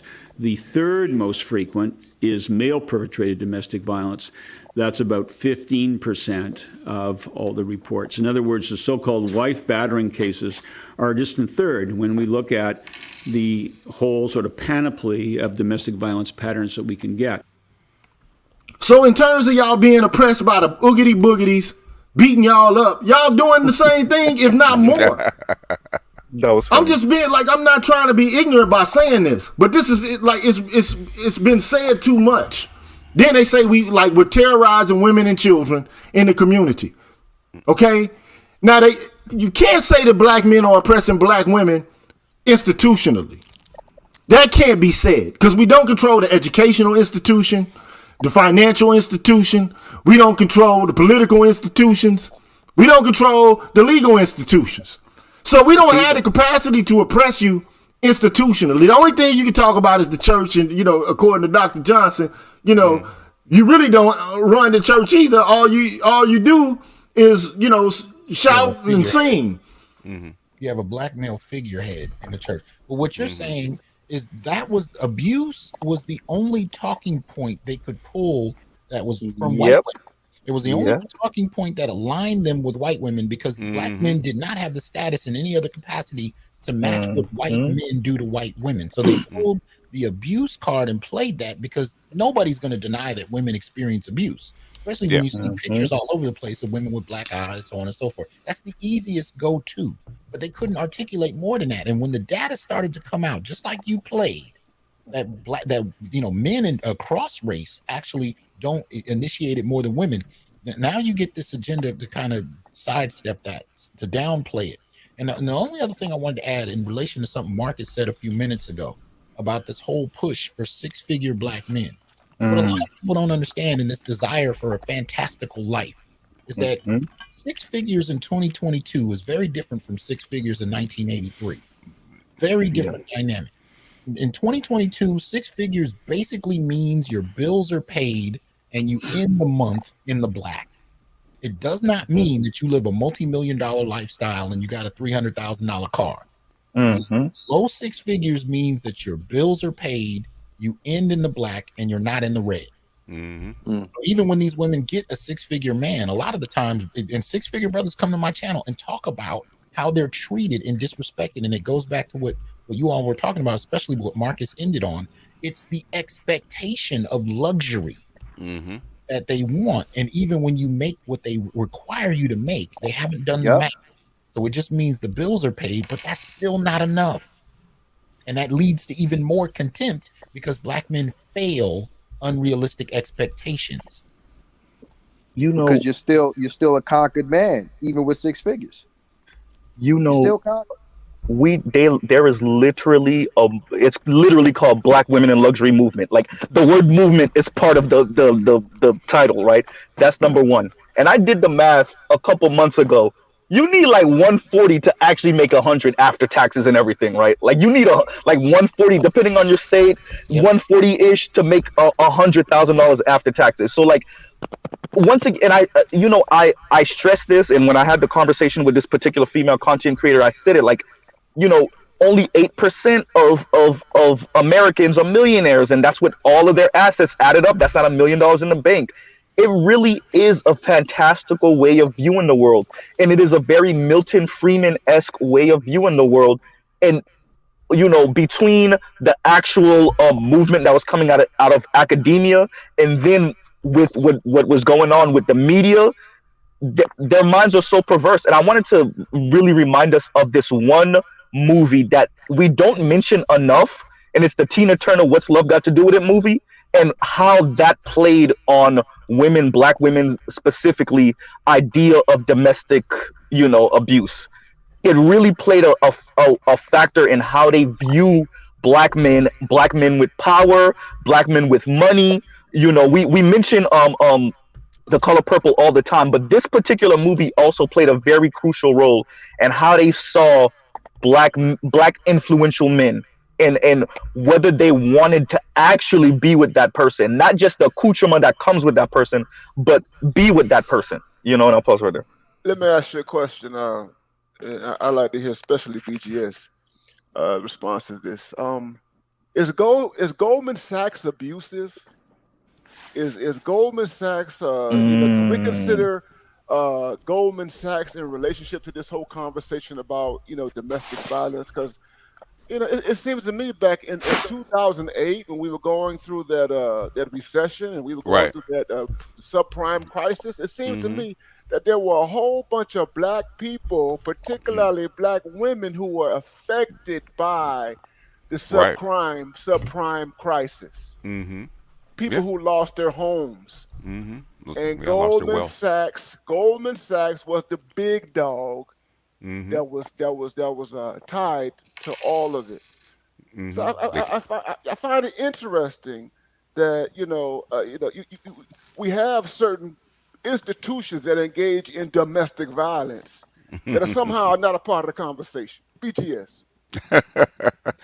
Oh yeah, like they said, it's better to be the slave of a white man, Goldman Sachs, than to be the husband of a black man.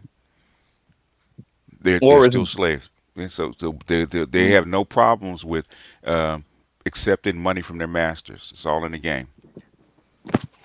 Or the BGS, if you remember the Cola Booth line, it's better to be a white man's whore than the gum on the bottom of black man's shoe. Black man's shoe, yeah. There's that. And Dr. Neil, I did do a video on what you're speaking about. It is Goldman Sachs essentially using black women as a PR tool against everybody in the future. So anybody that's gonna come to them with, hey, y'all are homophobic institution, y'all are a sexist institution, y'all are a racist institution. What they're gonna, we gave black women $10 billion. We can't be that racist. We can't be that sexist. We can't be that homophobic. Look, we should got a corner office, right? We pay her $250,000 a year, right? Like, so that it is weaponizing intersectionality in a way that's going to hurt not just black men, primarily black men, but anyone who has an issue with these institutions in the future. They're just going to point at black women and say, well, we can't be that racist. Right? Black women with the foot soldiers allow white feminists to take jobs away from black men when Well, all the you male see. liberals were trying to give jobs to black men. Okay, and black women were willing foot soldiers to along with the white feminists to take the jobs out of the black man's hands, and then turn around and complain about it. You know, they talk about blaming the victim, right? I mean, that's the biggest thing that puzzles me about it. It's like, okay, you want to make the money, be independent, but then you still want a man to come pay for all your bills. Yes. That's the shit that has me confused. First, you in the way. If you want me to go out there and make the money and to support a leisurely lifestyle for you, or at least pay the bills, well, you ain't doing nothing but working inside of the house. But then that is just antithetical to second wave feminism to begin with. Yeah, it is. Compete with me for the same money. Man, look, at the end of the day, all I'm saying is, like Dr. Neal said earlier, like Dr. Johnson said earlier, right now we find ourselves in a position to where black men are beginning to rethink their experience. And we find ourselves in the right smack dab, really, of a neo-colonial, neoliberal, capitalist activist, a faux activist movement. And a lot of people say that it's not. But if second wave feminism is the driving force, the impetus behind all of this, and I think that it is. I mean, what else could it be? I mean, just look at it. I mean, so the abuse arguments are there. They're there, okay? Even though women are abusive, they kill children, they sexually assault men and boys and other women. The facts are there. All you got to do is look at the data. Now, I'm not saying all black women are fucked up, but the notion that all men, and included in that category, black men are somehow terrorizing the community based upon the hyperbolic statements of these white women, is too much, man. At some point, it has to come to a close. Men have to say, cut the bullshit. Stop it. At some point, we got to say, that shit it's not grounded in reality. Now, you're trying to solve an issue. You're trying to solve public health problems by means of what? Lying about the problem? Having ideology or moral proclamations thrown at the problem without actually investigating it and seeing it for what it is? That's not going to work. Number two, neoliberal pursuits and inclusion is not radical revolutionary political activism or political activity. It just is not. It never has been and never will be. So right now, what you've done is, I'm going to tell you what these women have done. White women and black women included, everybody in the equation. What they've done is they put moral power in the hands of corporations. Yep. Think about that for a minute. So the way they punish you is to try to prevent you from being able to be included in a corporate environment. I want inclusion in the corporate environment. That equals liberation to me. You being excluded from it is punishment for you. Like, women are actually going around saying shit like, we're going to boycott like Dave Chappelle. We don't like his statements. You got gay people doing the same shit. Boycott him. Like, it ain't boycott the Black people used to boycott businesses. Right? Now you got black people boycotting businesses on behalf of individual people. That's a change in black politics. It's not the same.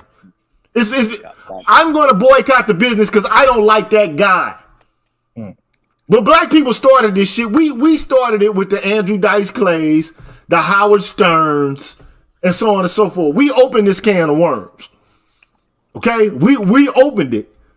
But it's going too far. And look, I said earlier, sexual politics is cheap.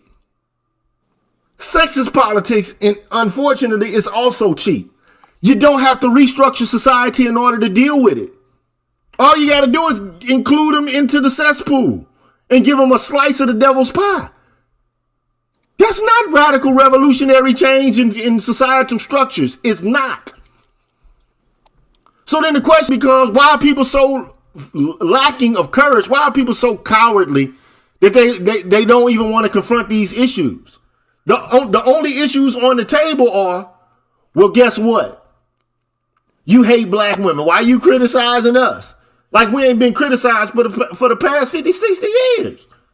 Listen, and that's why I titled the show, And You Wonder Why. I'm going to get this one dude one last time. Track Star, you on air right now, bro. You got the speaker forever, hold your peace. Unmute, Track Star. Unmute yourself. There you go. I just want to know, what are the solutions? Solutions to what? You come here for solutions. Solutions to what? Solutions to what? Unmute yourself and talk, man. You're having a conversation, okay? You're not in the chat anymore. Solutions to the problems you're talking about. No. What problems are you actually isolating? Come on. Yeah. Come on. Come in with the weak stuff, man. Come on. Come on. If you want to be specific, you're talking about Yes. Let's start with one. What's the first one? We could talk about the abysmal rates of black education in the community. We could talk about it's called single sex education, which black women, especially black feminists, are against. It works. Second, you can actually integrate technology into your schools. Secondly, stop allowing black women to actually siphon off the money, because a lot of the women that they're on these school boards siphon off the money and actually pushing that money toward white kids. Okay, stop putting your boys in what you call it. Special ed. But stop giving your black boys white female teachers. Okay, you want more solutions about education, or is that enough to chew on right now? I just think if it was that simple, why hasn't it been done already? Because nobody wants it. Because it's working the way it's supposed to work. That's why it's that simple. I mean, it's called racism for a reason. It's called racism. Black women don't want it. They know how it works. They know how it works. They don't want their sons or daughters educated properly. They don't. They do not. And you have three PhDs telling you that actually integrated into the educational system that sees this on a daily basis. That's why we're here. Hey, bro, let me explain something to you. And I told Doc Johnson this already. I had my mother come up to school to beef with a teacher about putting me ahead of my sister. So no, they don't want it. So I don't know. I just think. Hold on. So what's your next issue? If it's not education, what? Because you had a lot to say in the chat, so say it now. Here you are. All right. So my next issue, next issue is I just feel like we're not spending. Now we're gonna think. We're not gonna feel today. We're gonna think. On, man. We're gonna think. We're not gonna feel. Females think. Men think. Yeah. Oh, men think. Right. Men think. That's called logic, sir. Yes. Yeah. That makes sense. Hit us with some facts that go fly in the face of what we've been saying. I just feel like y'all wasn't. No, we think. We don't feel. He said it again. That's your feminist training. That's the main thing since 1972, when they put the hands of the educational system into the feminists under Title IX. They wanted males to feel instead of think. So that's how come the political became personal. Okay, which is bullshit. But go ahead. We've been here for 2 hours. We've been saying a lot of things. Counter what we've been saying with some data, some facts, some stats. Let's do it. Let them speak. Go ahead and speak, man. We waiting. We letting them. So my original grievance was this. I think that the emphasis on like these people who make these statements is idiotic. If you want the movement to succeed, we definitely need the populist agreement with it and ultimately populist participation in the movement. And I think if you segment if you're segmenting your message between criticizing these other people, you're not gonna get the core base. Who's other people? Particularly the basis of the stream. You're What too poppin'? abstract. Be particular. Who are you Particularly the talking basis about? of the stream is who, Jamel Hill, right? Or what's her name? I'm not quite Yeah, sure. But her particularly. I think that okay. doing an entire stream on her instead of actually promoting the solutions. It's not an entire stream on Jamel Hill. You haven't been listening. No. All right, but Okay, even the okay, so I look, you're not the first person to say, well, what's the solution? Okay, you're not the first person to come up and say this. What's the solution? Okay, You don't like our solutions either. okay, so at the end of the day, bro, before you can solve a problem, you first have to identify what the problem is, correct? absolutely. Okay, so one thing black men have a problem with is consistently being hit with a barrage of claims about them being oppressive and abusive and basically creepy. As if, we're the ones who hold the bag, like pin the tail on the donkey. We're the donkey, we're the oppressors. Everybody else is, like the oppressed. We're the bourgeoisie, they're the proletariat. You're the We have to confront that head on, because not only part of the solution is standing up for yourself. Okay, that's part of the solution, because if you don't stand up for yourself, people will walk all over you, correct? Understandable. So if your name is being drugged through the mud and people are saying to you, you're a bullet bag, you're an oppressor, you're a sexist, rapist, abuser, it's up to you to step up and say, hey, look, you're being hyperbolic. This is not literal. Yeah, I understand literal. that. Okay, so I that's understand. But I'm saying, I think if you talk to like the majority of black people don't even know who these people are. Like the people who are saying these things, majority they don't know. Whose job is to inform them who these people are?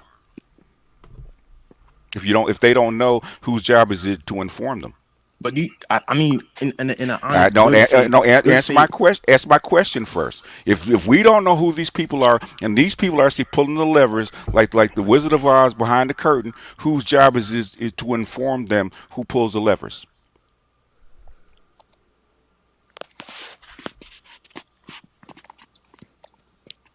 You gotta mute yourself, brother. Shit, I'd have made a whole video in a time and take this nigga to Nick explain. Yeah, hold on.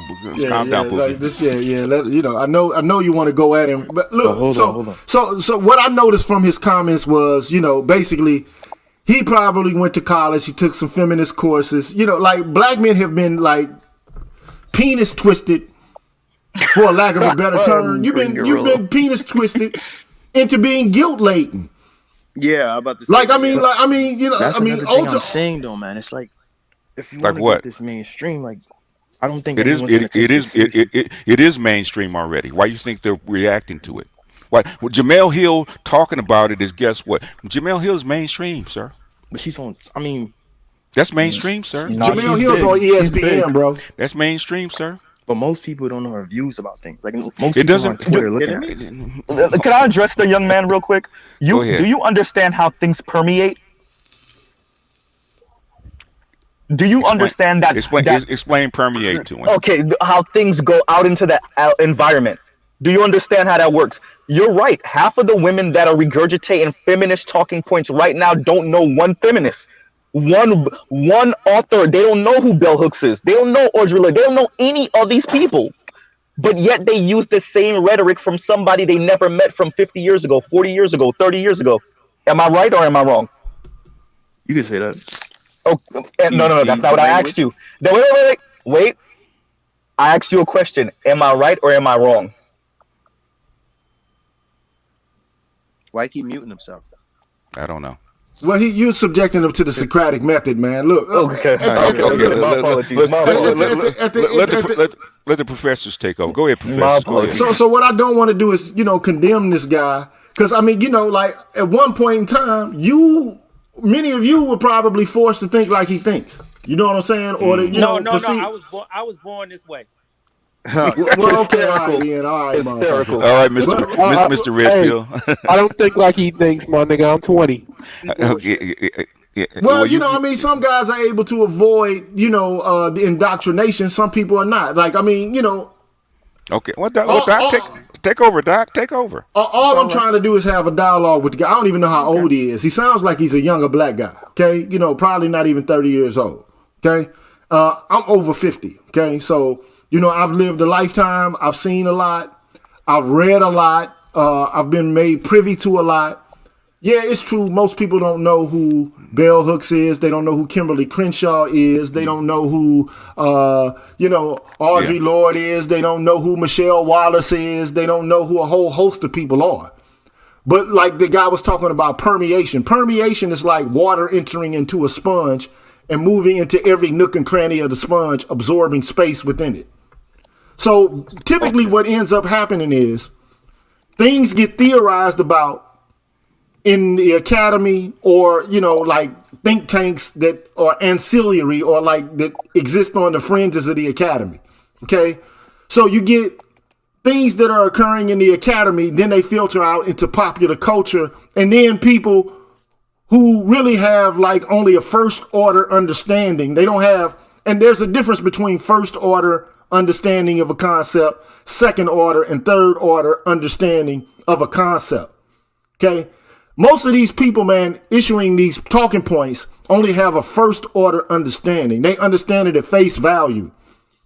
They don't think critically about the ideas. But what we're doing is we're saying, look, black men have been under attack for 50, 60 years. And we study history, not just history as it relates to black and white folks, but history in general. Okay? And we understand that there's something occurring in the context of our culture that most people aren't being able to pick up on because they have only a first order understanding of the conditions that they exist in. We're trying to perform second and third order understanding and interpretation of what's going on in our world so that we actually might be in a position to offer solutions. Because if it is the case, right, that we got problems in the black community, you can bet your bottom dollar that black men aren't the only ones who are sources of the problems. And if we face all of the issues that we have only using a framework provided to us by people who basically have traditionally worked to work against us, then what does that say about us and our political savviness? And our ability to interpret our condition and to be able to maneuver beyond it or through it. If we're utilizing the talking points of racist white women in order to get ourselves free, what does that say about our political acumen and our political understanding? Now, we can talk about sexism amongst men. That's cool. We can talk about that. But women are also sexist. We're going to talk about oppression of black men on black women, but we can also talk about oppression of black women on black men. But we don't seem to have the lexicon, the collectual mind space to be able to do that kind of work. But that work is going to be done. It's being done right smack dab in your face right now. So what are some of the solutions? Some of the solutions for black folks in the black community is stop the unilateral control over the maintenance and the direction of children's lives only in one parent, namely the female parent. Involve fathers actively in the development of their children's lives. But that's not being done right now. You got shows dedicated to how that's an issue. So the solution is reinstantiate parity in parenting. Dr. Johnson just had a show where one state or one municipality within a state was, thinking about developing like equal custody amongst both parents just at birth. Or when there's a separation, equal time is allotted to both parents. That's a solution to like this monopoly on this is my kid. This is my child. And then you're an uncle daddy visiting your kids. So parental alienation. Not uncle daddy. Bruh, this is running rampant in the black community. You want to know how you look? Let me show you the facts. Quick facts. Just quick facts. Not long facts, quick facts. Raise your hand if you're married. None of you are married. Raise your hand if you would like to be married to your baby's father. There should be some volume there. Yeah, I can hear it. Okay, okay, right now.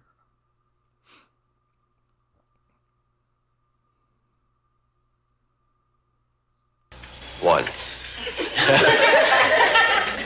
The rest of you who don't plan to get married, why don't you plan to get married? I'd like to know that. You already have your child to think about, and then a whole family to care for. You know, it's a lot of responsibility, and then you don't want the commitments. I wouldn't want no man holding me down because I think I can make it as a single parent. But don't you think you might need help in raising that baby from a man? Not really. I didn't have a father. My father wasn't in the home, so you know it really male figures not substantially important in the family.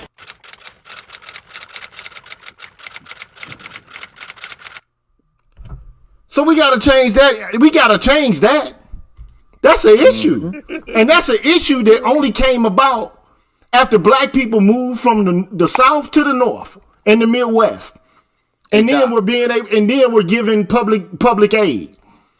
Like, if you want to really actually start tackling these problems, like, we understand that you could put a stop gap measure together in order to stop hemorrhaging. But if you got a bullet like this right around your heart, putting a Band-Aid on that shit ain't gonna heal the problem. You got to go in and do some exploratory surgery. Hey, Doc, I want Trackstar to respond to what he just saw.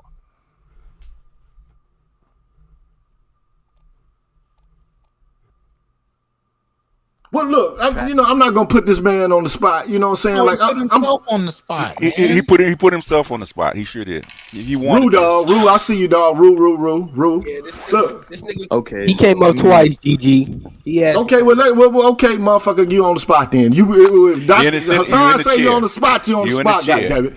I'm like you getting hazed right now. Like, you the bruh, you about to try to be the bruh. This is his PhD doctor. Hold on, but put it in context. You're talking about someone that came in the chat specifically to be disruptive.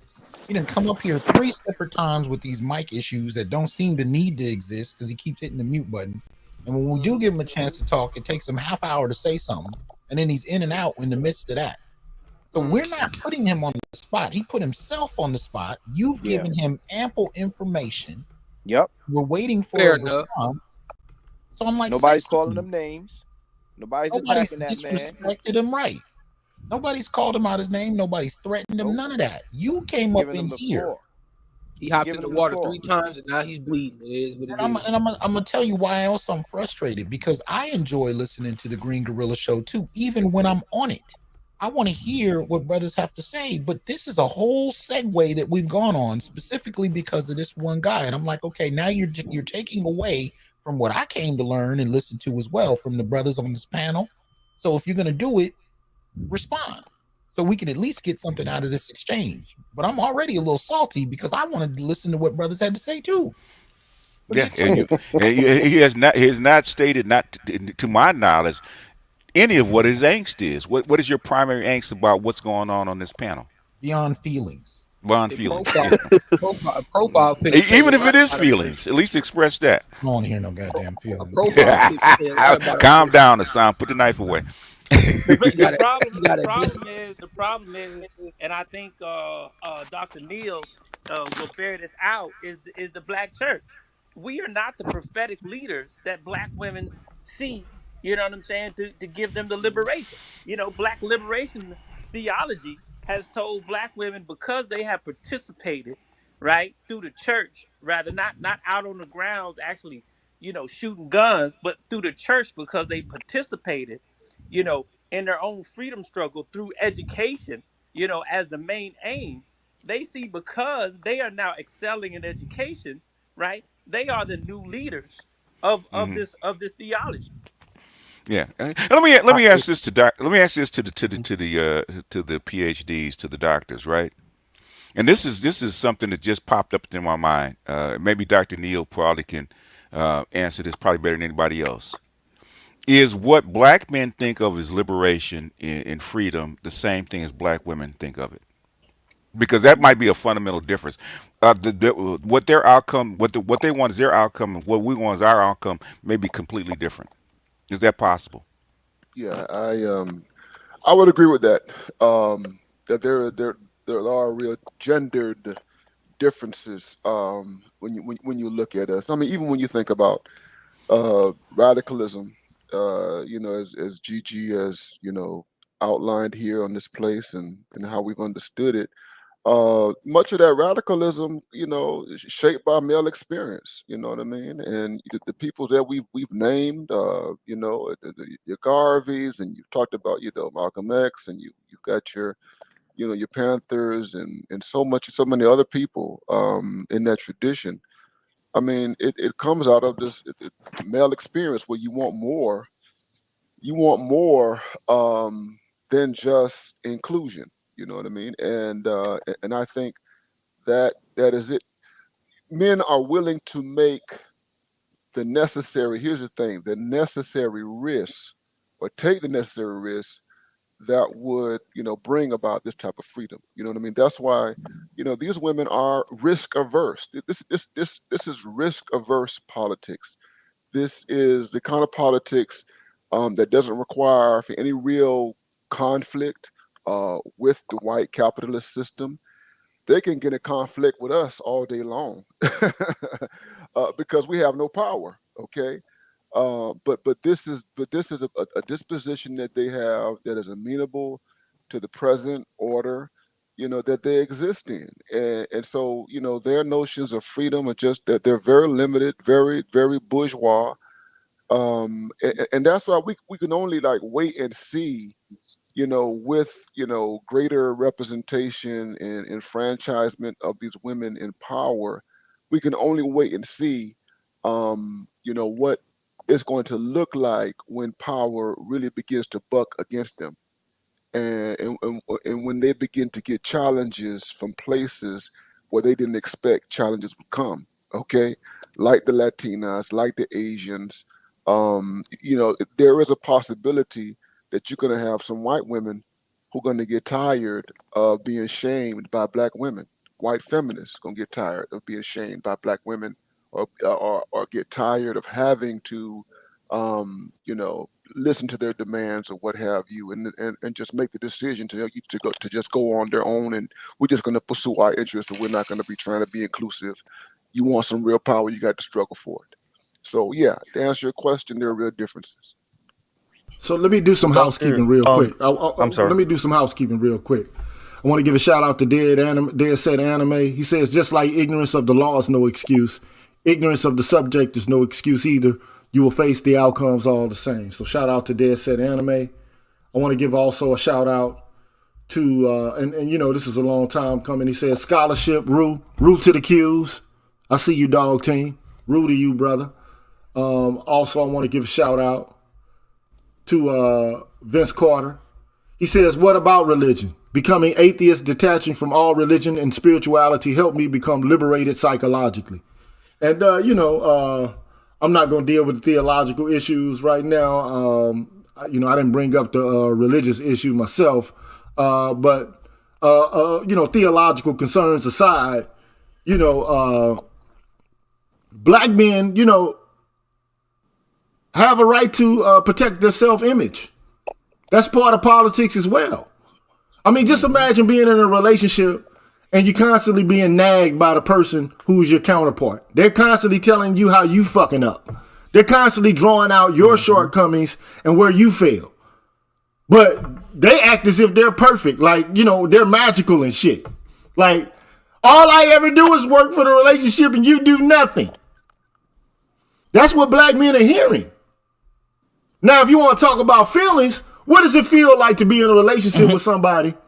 Whether it's a forced relationship because you kin to them, or it's a relationship based on proximity because you're close to them, or whether it's a relationship you got into by choice, and all you're doing is getting nagged by that individual. All you're doing is hearing what you doing and how you fucking up, where your shortcomings are. But when soon as you turn the finger around or the hand around and point at them and say, this is what you're doing, then all of a sudden it becomes misogynistic and oppression. It becomes anti-liberatory. It becomes demeaning and belittling. Now they can go off on you and call you all kind of names You know, and not to say that black men don't do this, because we have our fair share of calling out names and doing things like that. But black men are just now becoming like hermeneutically, and that's a fancy word for interpretively savvy enough to understand that there's something awry. There's something like in this whole political experience that we're having now, this bankrupt. And we're speaking to it. And black men are going to continue to speak to it. The first thing is, like, nobody would tell feminists, so what's the solution then? By constantly saying the shit that they're saying. Because one of the things no they one, know. no one has ever asked them. Hold on. But so the first thing that they understand about any political activity to begin with is consciousness raising. Mm-hmm. But see, black men are required to pull all of the shit together. Like, you know, that flat blackness that Dr. Johnson talks about. It's always, something that is imperative for men to do to make sure everybody's all together. That's also a woman's job, to make sure that the needs of all the children or the family members are attended to. It ain't just about them. Now, if you make it all about you, like we can already tell you where all of this comes from. I know conceptually and politically where all of it comes from. It's the Combahee River Collective, when they said, okay, black men are afraid that they'll lose allies by us being on this pro-woman shit. But so be it. Because if we don't look after ourselves, nobody else will look after us. As if black men have never looked after black women in their interest in any regard, what the fuck soever.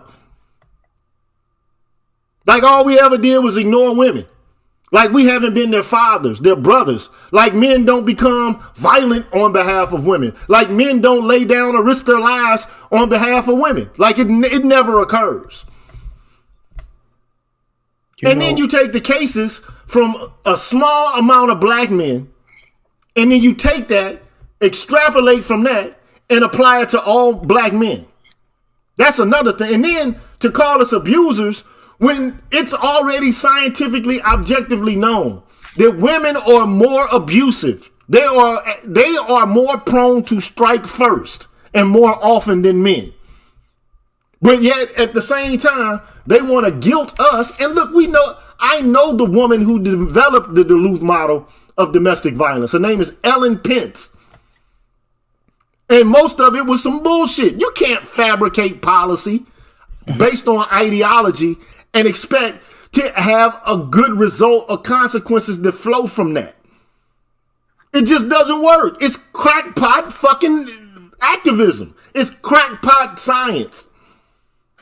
You can't use Christian theology, which is what she did, Catholic theology, guilt-laden theology, to create a narrative to try to solve a real social problem. And it's one that they made up because they don't see themselves as part of the problem.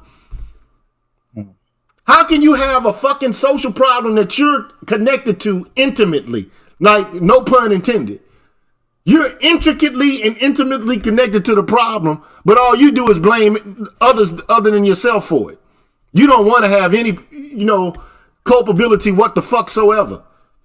You saw this in Amber Heard, a white woman, who basically was slapping the shit out of Johnny Depp. Like, if Johnny Depp responds, then he's a batterer. You saw it with Meg Thee Stallion. This motherfucking woman was arrested for domestic violence. And then she becomes a poster child for fucking being abused as a woman. Is she lied, though? Dude. I'm just saying, you can't say, okay, I want social and political equality, but then I still want to preserve the so-called privileges and the benefit of the doubt of being a woman. Like you can't oscillate like a fucking fan through this. But see, the social Ronald Neal has said this on several occasions, man. Doc Neal, this is a social experiment that has never tofore been seen in civilization, really writ large. And the primary reason that you're seeing the evolution of it is because the social relationships basically that were formed in order to provide social, welfare for people have been taken over by bureaucracies and technocrats. This is why you see all of this shifting and changing in social relations. Before there was like welfare. I did a video about this shit. Everybody talking about the, you know, the Kerner report now or whatever, and you know, like how welfare started. I told you, the first welfare programs were mothers, well, you know, or mothers' aids programs. They were offshoots of widowers programs and pensions programs for widowers. Okay, all of a sudden they morphed and changed into, you know, like, well, now we got to provide welfare for children who have nobody to give them anything. Okay. And increasingly the demographic was becoming black women. So you can't leave the kids starving unless you want to look like, you know, you're some backward third world country. So they started just saying, fuck it. We're going to have to give them money, but we're going to put some restrictions on it. We're going to create workfare. Okay. That's what Bill Clinton tried to do. But I mean, ultimately, we moved north, man, and ain't been able to rebound since. We lost our fucking, like, you know, like when we came here, you know what, was it Jesse Jackson of Farrakhan that said, when we first brought here, we were robbed of our names, robbed of our language. We lost our religion, our culture, our God. And many of us, by the way we act, we even lost our minds. True. So we moved to the north and lost our minds even worse than it was in the south. Because this phenomenon that you were seeing, like, okay, well, I don't need this. I don't want that around. It's all policy based. It's all institutional based. Now, at least the conservatives have issued some commentary on it. But the only thing that was said to them when they were saying what they were saying was that it was racist and it was sexist. So now anytime you bring it up, you're going to hear the same old arguments. That's racist. That's sexist. Buddy Roden dropped. But I mean, I understand why he dropped, because it's like, this is a lot to take in. This is a lot to take in, especially if you've been indoctrinated with the idea that you're the problem.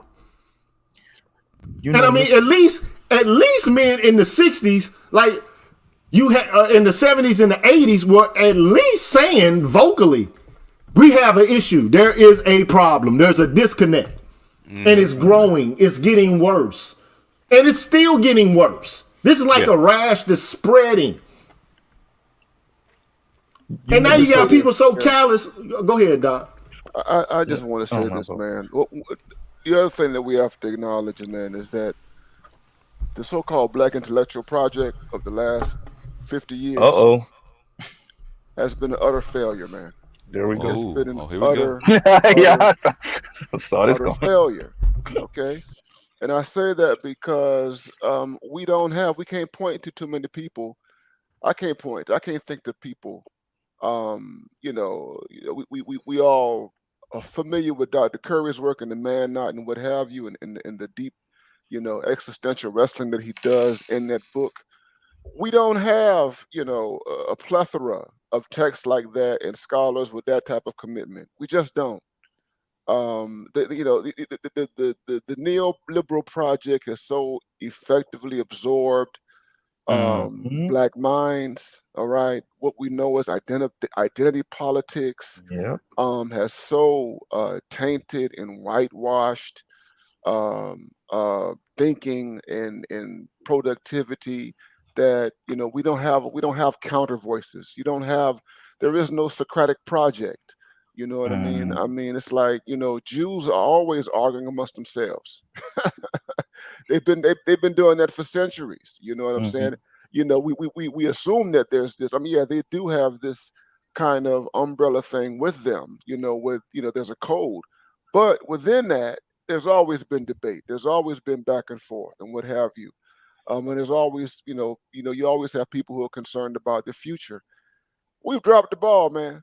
We've dropped the ball. The postmodernists messed us up in the 90s, 80s, and 90s.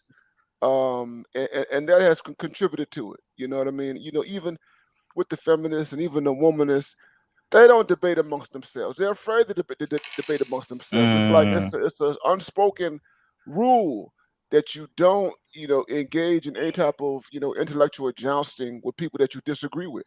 Okay, I just recently had a conversation with a very prominent person that some of you all know, who has a book right now, who some of you all know, And we had a conversation about a particular feminist that I don't particularly care for. Okay. And you know, and she confided in me, you know, privately that she don't care for her either. You know, but she would never come out in public and say that she don't like her. Got to stay on code, huh? Yeah.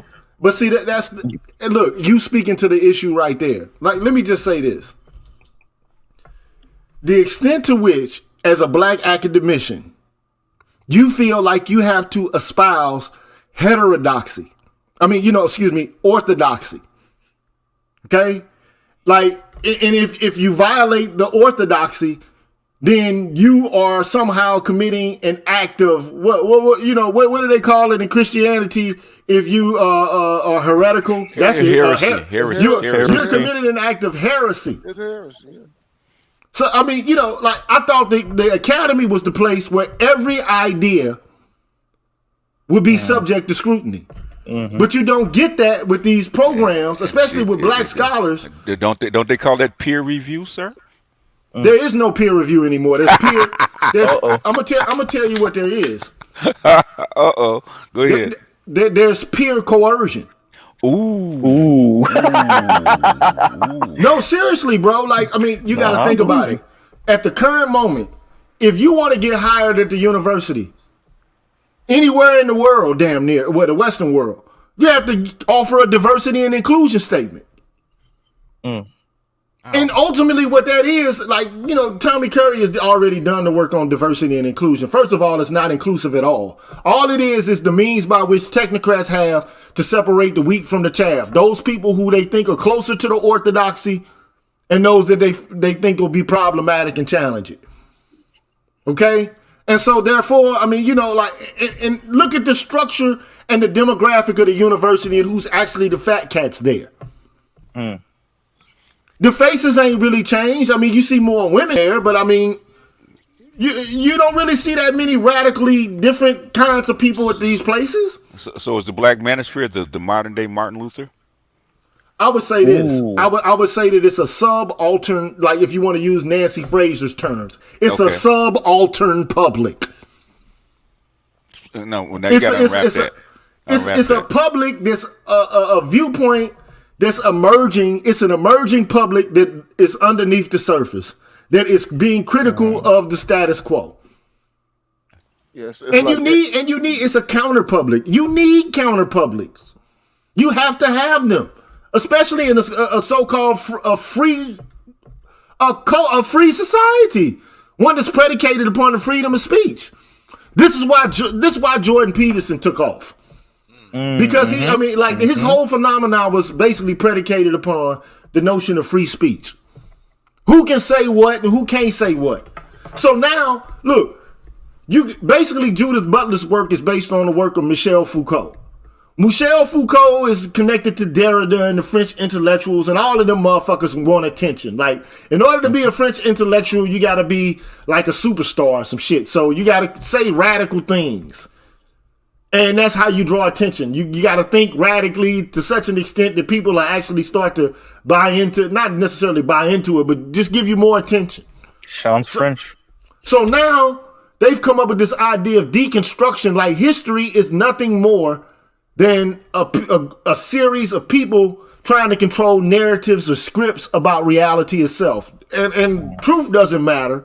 What matters is who is basically in power and control, and what kind of control over the narrative they have. That's like what all this post-structural shit is about, right? So when it comes to sex, the whole idea of gender, they're basically saying that, okay, so you have men in control and they force these gender categories on everybody else. But these don't work to the benefit of women or men or gay folks or whatever the case may be. Now, I mean, like, I'm just saying to myself, like, all you got to do is look at history and you'll see, look, man, yes, history is a power struggle. It always has been. It always will be. Women also have their own means and methods by which to exert power and control over people. They've always had it because they're human beings. Okay, I mean, yeah, we have slightly different, objectives and strategies on how to become successful and to use what we got to get what we want. But I mean, to act like women don't have the drive to dominate is quixotic. It's romantic. It's bullshit. You think that like Miss Ann on the plantation wasn't brutal and exercised power and control over the slaves? Madam What you think, she was just exuding pixie dust, and everywhere she went, she was just trying to save the little darkies and shit? She got people killed. I'm just asking the question because it just seems like we can't understand the subtleties and nuances of history and be able to understand human behavior and to just actually see it for what it is. Like, I love my mama too. Okay? But goddamn it, if my mama on some bullshit, I gotta call her out on it. And look, let me just say this shit. Look, I've been thinking about this. I'm gonna do a show on this. Black people are the only motherfuckers who engage in mother worship, so much so that it's almost incestuous. To where your son is your husband, your son is your fucking provider. We got the video. Hey, bro, look.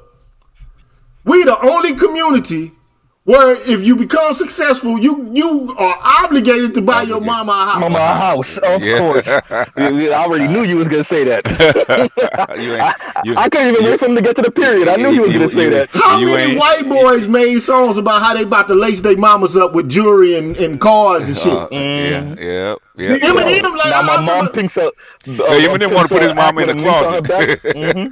And he was like, I'm mama, you was a shitty mom. And everybody with the Negroes buying records left and right. Now, if a black rapper would have said that shit about his mama, he wouldn't have gained no traction. Nope, he'd been canceled. I have a question. This is Afro Nerd speaking. What's up, Afro Nerd? Hey, gentlemen, this is a breath of fresh air. Every time I catch you guys, it just so happened that I didn't have a show today. I'm working on my own YouTube thing, so I took a break, and I'm listening to. I'm always listening, supporting Dr. Johnson. But this conversation is like a breath air. So to the gentleman that was saying, I feel, I forgot who he was, because I feel, I get it. And I didn't even realize, I'm not saying I'm a perfect human being, but I am so elated that I was raised with a father. My father's still with me, so thankfully. But just, I remember when I was, I don't know, 8 or 9, and I started out a sentence with, I feel. He said, don't do that. And I think I very rarely have I've opened up a sentence with I feel. Now, that's part of the problem, isn't it? That now we're seeing there's this conundrum of I feel versus I think, and I'm seeing it's an expectation. Well, my ears start to bleed when I hear it now, because I know what's coming, and I also can kind of figure out that if it's coming from a young man, he probably doesn't have a father at home. Now, it shouldn't be that easy for me to determine these things, but I find myself not being that wrong, because this is a thing. So let me just say this quickly. I got to ask this question to the panelists. How much do you think that the dysfunction that's happening in white communities, like the deconstruction of masculinity for white males, that if that is a thing, is what's happening to black men, is that their safety valve? It seems like we are the what's the word I'm looking for? We're like the sponge. Rock'em sock'em robots. Well, no, we're more like the reservoir. You're the designated underclass. In other words, you're the designated step stool for everybody. Sin In other eaters. words, you're the sin eaters. Yeah, that's a better word for it. Yeah. Yeah, because this is becoming so obvious. So I think for the person that was talking about, well, what's the solution? Just having this conversation in public, because I think 10, 20, 30 years ago, it wasn't happening. And I'm appreciative of the fact that I'm starting to hear what was in my thoughts being said out loud. And I think the anger, like the Jamel, what's her last name? Hill. Jamel Hill. When I glanced at that, and she said something about all this vitriol coming from black men or something. I'm like, she's completely unconscious of the divestors and all these women saying all these horrible things about black men. And I mean, we can go down the rabbit hole, and she's just completely oblivious. She's hearing maybe a few. She agrees with it. That from the woman who, through her own co-host, who actually brought her on to ESPN. She threw Michael Smith and his family under the bus so she could get the publicity that she has now. She didn't give a damn about getting fired. But see, the thing is, that job that she had, he brought her on. And yes, as long as she was talking and speaking in the realm of sports, she was cool. But see, that wasn't enough for her.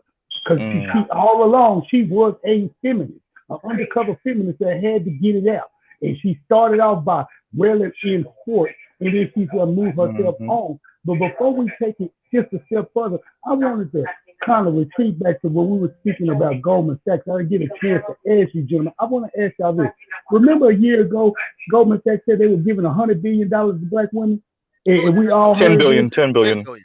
Yeah, 10 billion. All right. I'm asking for receipts now. Has any gentleman in this panel over the past year even heard of, I'm going to just be nice, 5 women who was in any of these benefits? Don't worry, I'll wait because I know it's all propaganda talk just to divert the subject away from men being feminist and to ridicule us. I knew what it was. I ripped. It was a job training program. That's what it was. Okay. For the next 10 years. Okay, so who's with? Has anybody started to reap any benefits of this $10 billion from this job training? Don't worry, I'll wait. Not for you. It's not for you. Yeah. I mean, look. Well, I will say. I didn't say for me. I know it's not for me and I'm us, talking for men. the black male. I'm talking about. I'm asking for receipts for the women. Has any women gotten any benefit of this $10 billion? Don't worry, I'll wait.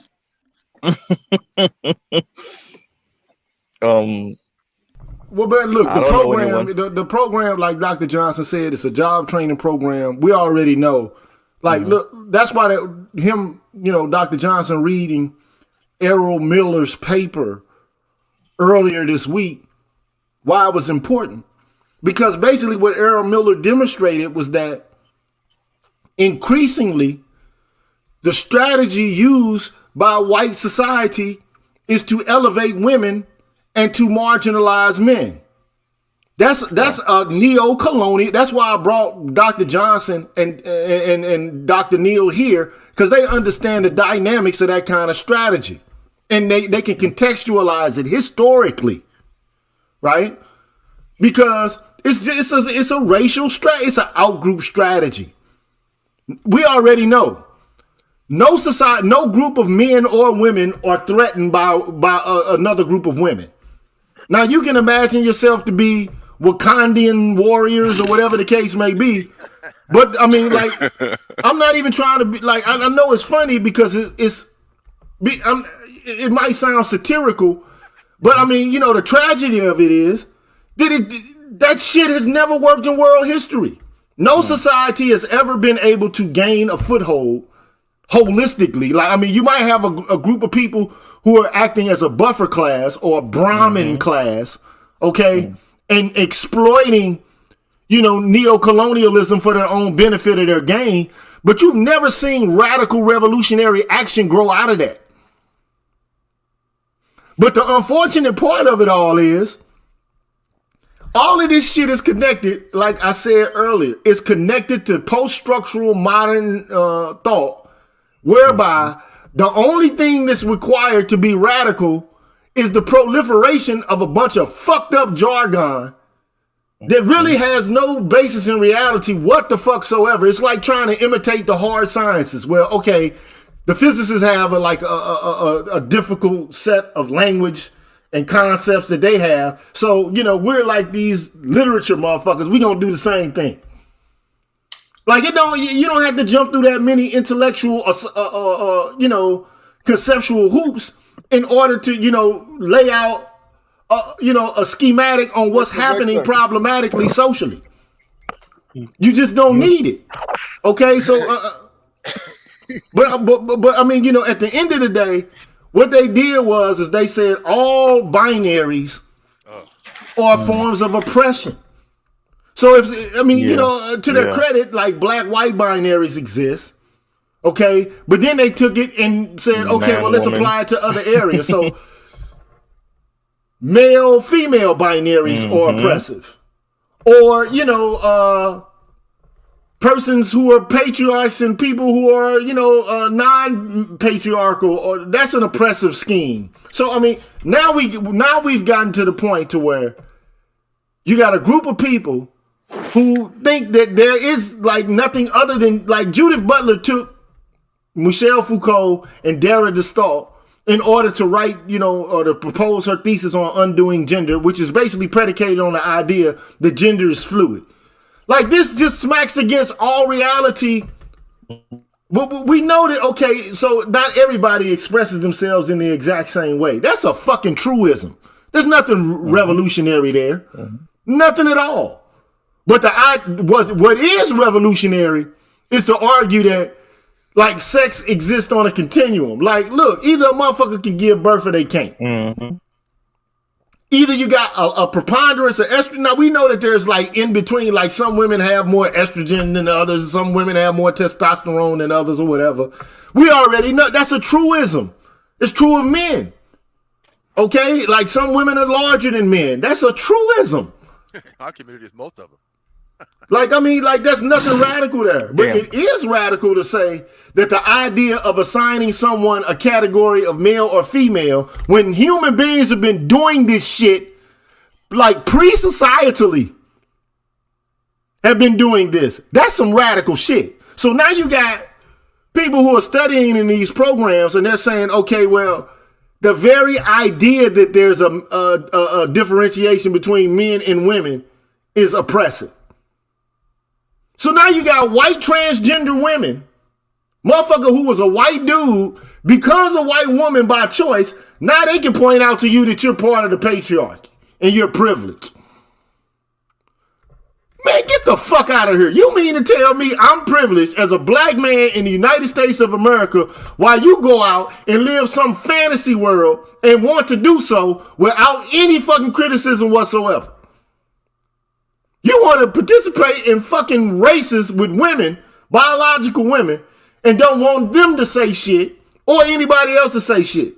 Because to you, that's oppression. Because, goddamn it, you are who you think you are. You are who you say you are. But you got to take hormones in order to get that way. Can I say one thing? And also, race, however, is immutable. Now, how do you make... See, this is where this whole thing falls apart. This is where I think we need to have almost a contingent of black men, dare I say, thinking like Matt Walsh was. And I don't even agree with Matt Walsh altogether. But if anyone saw Matt Walsh just laying waste on Dr. Phil's show, confronting the gender folks, the trans community, he confronted them respectfully, but he was hard line. Even when the audience was against him, even when he had a psychologist or a psychiatrist coming on there, Dr. Phil was very quiet, but we knew and secretly he was just counting his money and agreeing with Matt Walsh. But Matt Walsh stayed close to the facts. And I think in the manosphere with traditional black men, we have to stay close to the facts. And I find it very interesting. I must repeat, I find it very interesting that gender is very malleable. However, when it comes to the race, though, no, we can't have transracial people. We laugh at them. But I would say that there's far more evidence of transracialism, yay or nay, more evidence of it than the transgender thing when we think about race being something that's a social construct. But I find it just funny. Everyone is in agreement. No, that race thing is pretty hardwired. But when it comes to gender, this is okay. So this is the world we're in. And I get your passion. And I think again we have to be just like Matt Walsh. I mean, in his comportment, it's just being with the facts. And I think we're starting to see a number of folks from the black manosphere and the manosphere at large as a platform. I'm starting to see a little bit more just the spewing of facts. Dr. Johnson does it masterfully. There's a lot of people that are just spitting out the facts because the facts are what they are.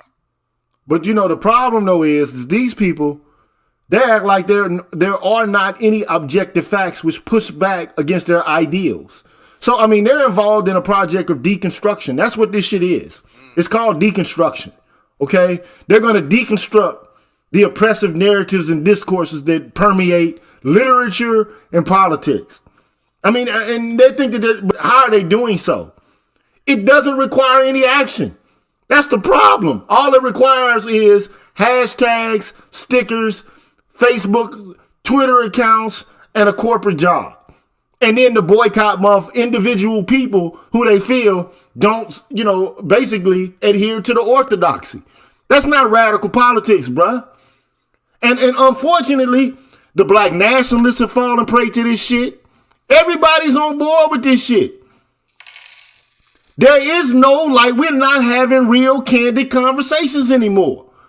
And then black women, qua being women, they basically get a pass. They can't be criticized. No one can tell them shit because they have vaginas.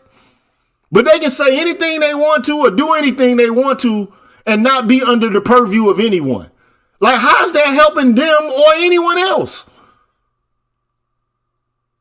I don't have a problem with women. Look, I don't have a problem with black women saying what they consider to be what's fucked up with us. They should have a right to say it. Okay, well, after having said it, you got to hear what the fuck we got to say. But all too often, all they do is, they go back to if you criticize me, you're belittling me.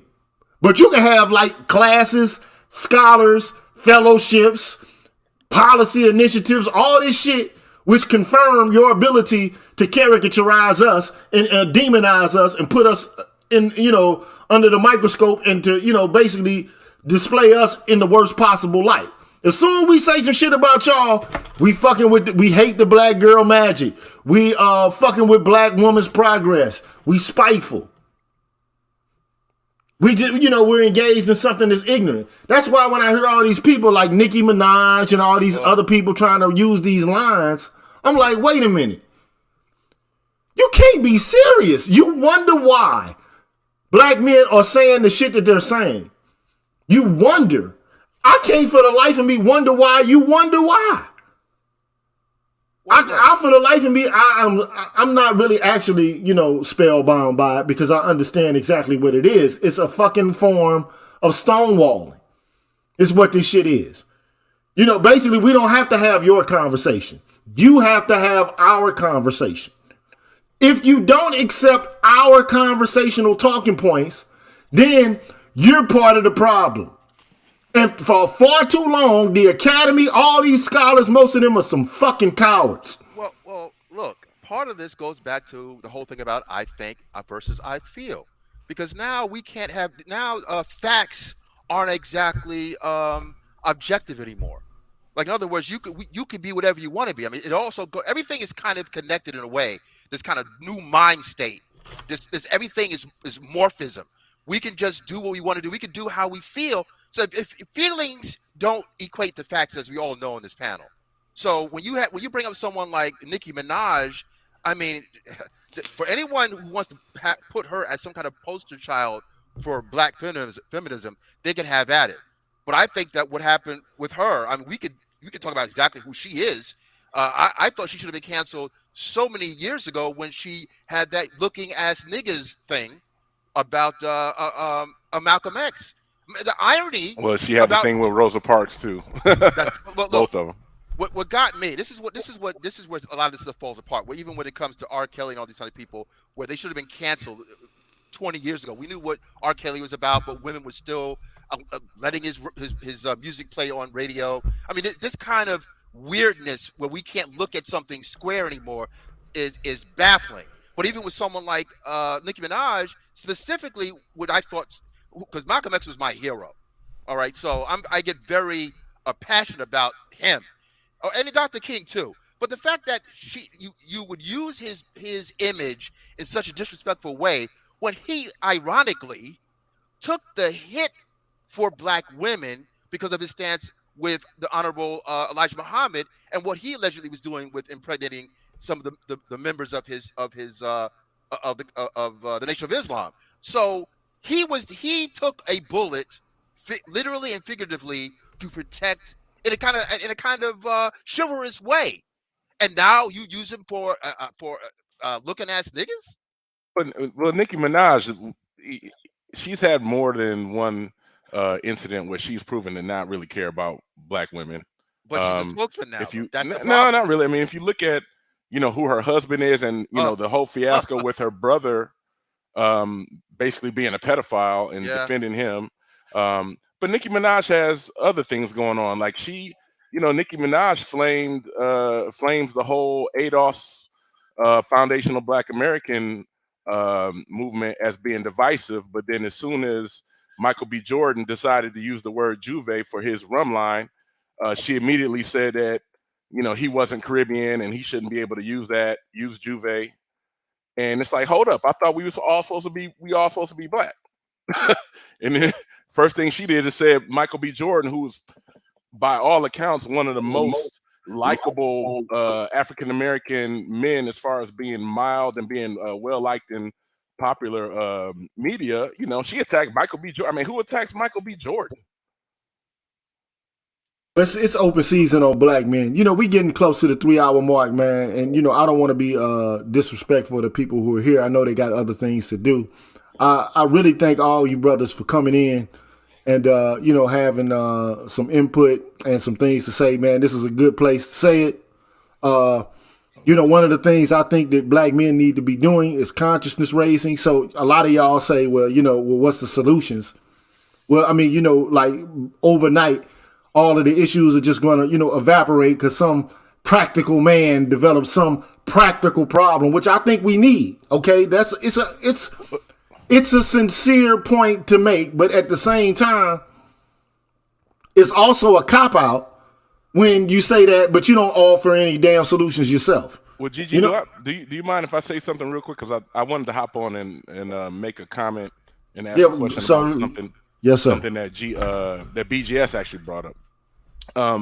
Just from firsthand experience, I went to an all-boys school for part of my education back in Detroit, but I've also worked on the African continent for off and on for 10 years, and I've seen the same. BGS brought up the same-sex education and how that influences the black male psyche as far as not only getting a different type of education, but also not allowing what we have going on as black Americans men to accept the stance that black women are equal or they have every opportunity because we grew up going to the same schools they have. So a lot of black men can use it as a cop out to say, oh, well, black women can take care of themselves because look, they've been right next to me all my life. So it's kind of a double-edged thing. What I wanted to ask you guys is, what do you think about possibly if there's any type of way to try to increase maybe the desire to have same-sex education in our communities with young black boys? All right, my brother. Thank you for the question. I'm about to, not get rid of you, but, we're going to answer the question because I'm going to eliminate people as we move up the board. Okay. So, but thank you, Vector. Anybody care to answer that question? Well, wasn't My Brother's Keeper supposed to be touching on some of that? I mean, we do see charter schools. I mean, there are elements of this going on, but it needs to be promoted more. I mean, there's a lot of metrics to show that men, and especially black males, do much far better scholastically in these kind of environments. So I think there's things that are happening, but again, if we're not going to have a discussion about the importance of black male agency in the aggregate, if that's never going to happen, then there's going to be a lag. Yeah, they don't want it to happen, but it probably would be beneficial for boys, black boys. But, if it ain't beneficial to girls at the same time or works to their benefit, they're going to try to obstruct the movement. So do I think like the isolation of black boys in education is a potential solution to some of the problems that they face uniquely for themselves? Yes, I do think so. But, of course, you're gonna find that obstruction coming from the SJWs and the woke mob, led by, of course, the white feminists who are going to challenge it tooth and nail. Mr. Z, Black in Effect, man, hit us with some, some parting wisdom.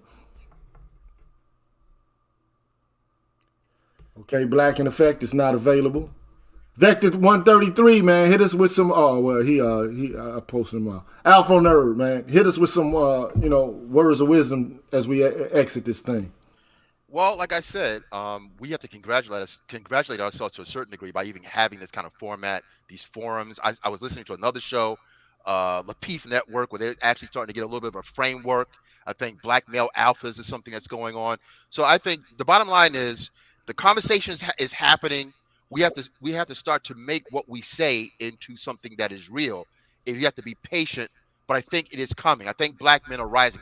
F black boy joy. That sounds a little too whatever. Black men rising. Let's keep going. Show you right, brother. Thank you for your participation, man. Thank you, man. All right, take care, bro. You too. AL, man, hit us with some parting words of wisdom, bro. How you doing, Green? What's up? Everybody in the chat, the family, Dr. T, Dr. Ron. It's been a pleasure to just listen to you guys talk on this subject and you know, just want to deal and find solutions. You know what I'm saying? This is why I come to these sessions. You know what I'm saying? And why I support. It just behooves me how, listen, the British War between us and the British, the Union War between the North and the South, World War One, World War Two, Korea, Vietnam, Gulf One, Gulf Two. Black men have been fighting for our right to just be considered an existing piece of this time. And all the while, he's been reaping all the benefits of our struggle, them other half of us. But what kills me the most about all of it is they don't acknowledge that if it wasn't for our struggle and our fight in the battlefield, they wouldn't be able to have a pocket pussy and let alone a leg to stand on. But I'll just leave y'all with that to think about. Most of y'all already know where I'm coming from with that. And it just, you know, it's something for these females to understand here. I mean, we're sick and tired of y'all trampling over our backs while we get out here and do what we got to do to get y'all the society that y'all have. All right, brother AL, man. Thank you. Appreciate your participation, man. Appreciate that. You, Sir Pookie, man, holler at me, man, before we end the stream, man. Leave us with some words of wisdom. Yeah, the stream was very inspirational. I think somebody got an echo. Is that me? Yeah, it ain't me. I don't think it's me, but I think it's Dr. T or something. But basically, yeah, I think the stream was very influential. I mean, It ain't me. I think somebody. I think just keep speaking, man. Get the words out, man, so we can get this thing closed out. For sure. The politics, you know, has been very influential in the culture that we live in, and they are where they are. Basically, it's just very evident that we don't get the support, and if we're not able to, I guess, legitimize statistical data, then I don't really know what is the point of even having an argument. So that's it. Hey, brother Pookie, man. You know, take care of yourself, man. Thank you for the words of wisdom. Appreciate that. Eon, man. What's cracking? Yes, sir. Yes, sir. Peace Hit to us the up, panel. man. Leave us with something to think about. Yeah, I think part of the issue that we're dealing with is that we have this new evolutionary psychological theory, where a lot of what women are trying to impart as being true is based on there's evolution of consciousness, you know, and you know, in the old world of fighting and war is no more, through based on the modern era and the modern age, that should not exist anymore, and then you couple that with with the black revolutionary theology. Black women think that they are the new Messiah, in a sense, and men in general, the male species is not equipped to carry forth, the new call for what God has planned for the world. So I think this goes even deeper, and like I said, that's why, Dr. Neal, he need to, extrapolate on a lot of this. Black women feel that they are the new Messiah, and they feel that their participation, in our freedom struggle, through an educational means, is becoming problematic, because like you said, you had them going into the corporate spheres. You had them getting all these degrees, and they couple that with what they see as liberation, being educated. So no longer, is an uneducated male, or even an educated male who does not exhibit the class trappings, right? He no longer can carry the mantle. She's the only one equipped, based on how she has been welcomed into the white supremacist colonial structure. And I'll leave it there. Thank you, brother Ian, for those words of wisdom, man. Thank you for that, for imparting that to us, bro. Brother You're Marcus welcome. Aurelius, man, hit us up with some info, Yeah. bro, before you burn out of this joint. Well, black women, they, I say it all the time. They do have a God complex. I've been saying that black women been trying to be white women. I've been saying that phrase for a long time, bro. For a long time. And one thing that black women hate us for is that we can't hand them what the white woman has, right? And they're gonna try to fit into that box for some time. I mean, it's gonna catch up with them. And it's because it's not gonna work. It's just not gonna work. The white man is not gonna replace his white woman for black women. It's not gonna work. I mean, we see what's going on. I mean, there's been a string of black women getting murdered by white men, and they ain't making noise about that. I kind of wanted to allude to that earlier. So they'll take abuse from this man if they think it might earn them the spot that they're seeking. But it ain't gonna work for them, man. At the end of the day, they can promote us as abusers, oppressors, this, that, and the third to the world, because we know that when it's just us there, they tell us that we're too weak to oppress anyone. Damn. What they present to the world, they play the victim, and then what they present when it's just us, that kid that's the bully, and as soon as the parents leave the room, they Not rubbing the hands, huh? Yeah, time to get the slapping. Yeah. Hey, bro. Go ahead. No, you go ahead. No, I said, I was gonna say, anytime they get ready, they'll let us know how weak and conquered we are. But they want the world to think that we're the boogeyman conquerors. You know what I mean? And they're just playing a victim so that they get their whatever cheese cracker that's gonna be handed to them by white supremacy. But that's it, man. Not the cheese cracker, man. Hey, man, appreciate you. Hey, man. Appreciate your participation, man. No doubt. Appreciate that. All right, man. All right, man. Peace. To my esteemed guests, man, here, man, Dr. Ronald Neal and Dr. Tiosan Johnson, I'm going to let y'all speak freely, man, and offer your closing remarks. I'm not going to determine who goes first or last. That's not for me to do. I'll say this, man. As we're closing, I was thinking about Wu-Tang, and remember that classic banger, Triumph? And in my old Dirty Bastards voice, the song continues, Wu-Tang! The saga continues, Wu-Tang! You sound like David Chappelle over there, man. That's it. The saga continues. Hey, the saga continues, man. We continue to fight with our liquid swords. There you go, the liquid swords, man, bro. 36 chambers, baby. Philosophies and hypotheses. took it back. He took it back.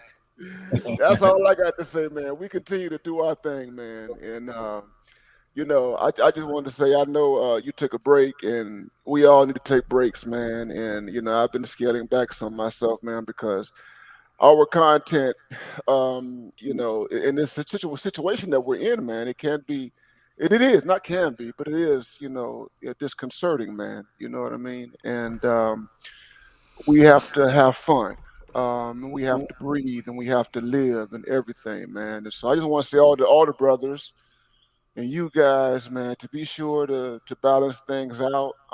Get out. There is a real world out there. There are real people out there, and you know, if, in as much as you can in the real world, meet people who are interested in, you know, contributing to you in a very healthy way, man. You attach yourself to them, man, and I thank you guys, man, and I'm glad that we are a collective, we are a tribe, we are, you know, doing what we do, man. So this all continues, and we continue to fight.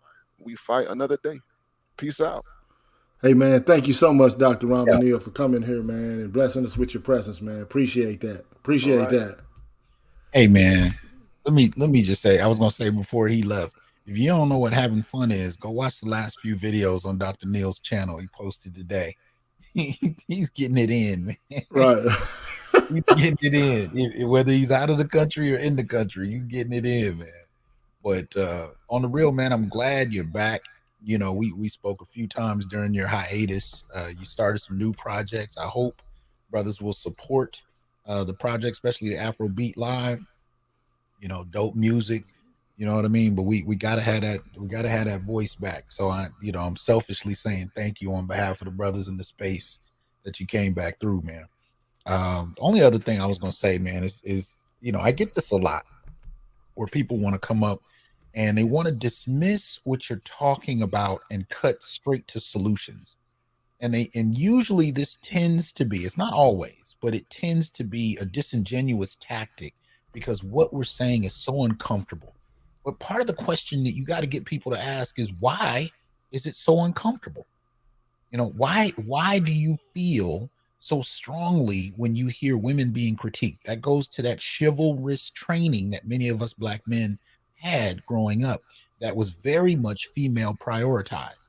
And so when you start to feel that discomfort, especially when you're hearing critiques coming from brothers that aren't cussing them out and calling them names, but are actually using data to make arguments, using history to make arguments. When you're hearing that and it still makes you uncomfortable, then you need to examine why and investigate what these a priori assumptions are about how women should be addressed and how men should be addressed. Because ain't nobody have a problem with the last 40 years of black men being under the microscope, being put on the table, made the poster boy from everything from abuse to incarceration. Nobody had a problem with that. And black men were silenced at the same time. So when we're finally speaking up, the first people to come in and tell us to be quiet are other black men. The second people to come in and tell us to be quiet are black women. But we've had 40 years of relative black male silence. This is why when I did the paper on Errol Miller a few nights ago, ain't nobody heard who the hell Errol Miller was. Yeah. This is a Caribbean scholar who wrote a paper in 1988 about the nature of the rise of matriarchy in the Caribbean. And that's what I mean by silence. He wrote the paper. You had your Ishmael Reeds. Gigi has covered Ishmael Reed on his broadcast, even showing you video. But most brothers don't know who Ishmael Reed is, or Errol Miller, or Jim Sidanius. And I know y'all don't know, because I'm in the trade and I didn't know. That's what I mean about the silencing of black men. So now that black men finally have a free stage where they can finally speak up, everybody's up in arms. So I just, I'm saying this to brothers who may be casually listening on the side and are uncomfortable, or brothers who are already in the fold but constantly deal with people who are uncomfortable and disingenuously ask to switch the conversation to something more palatable, like quote unquote solutions. But you're not going to understand the solutions. And this is what Gigi was pointing to earlier.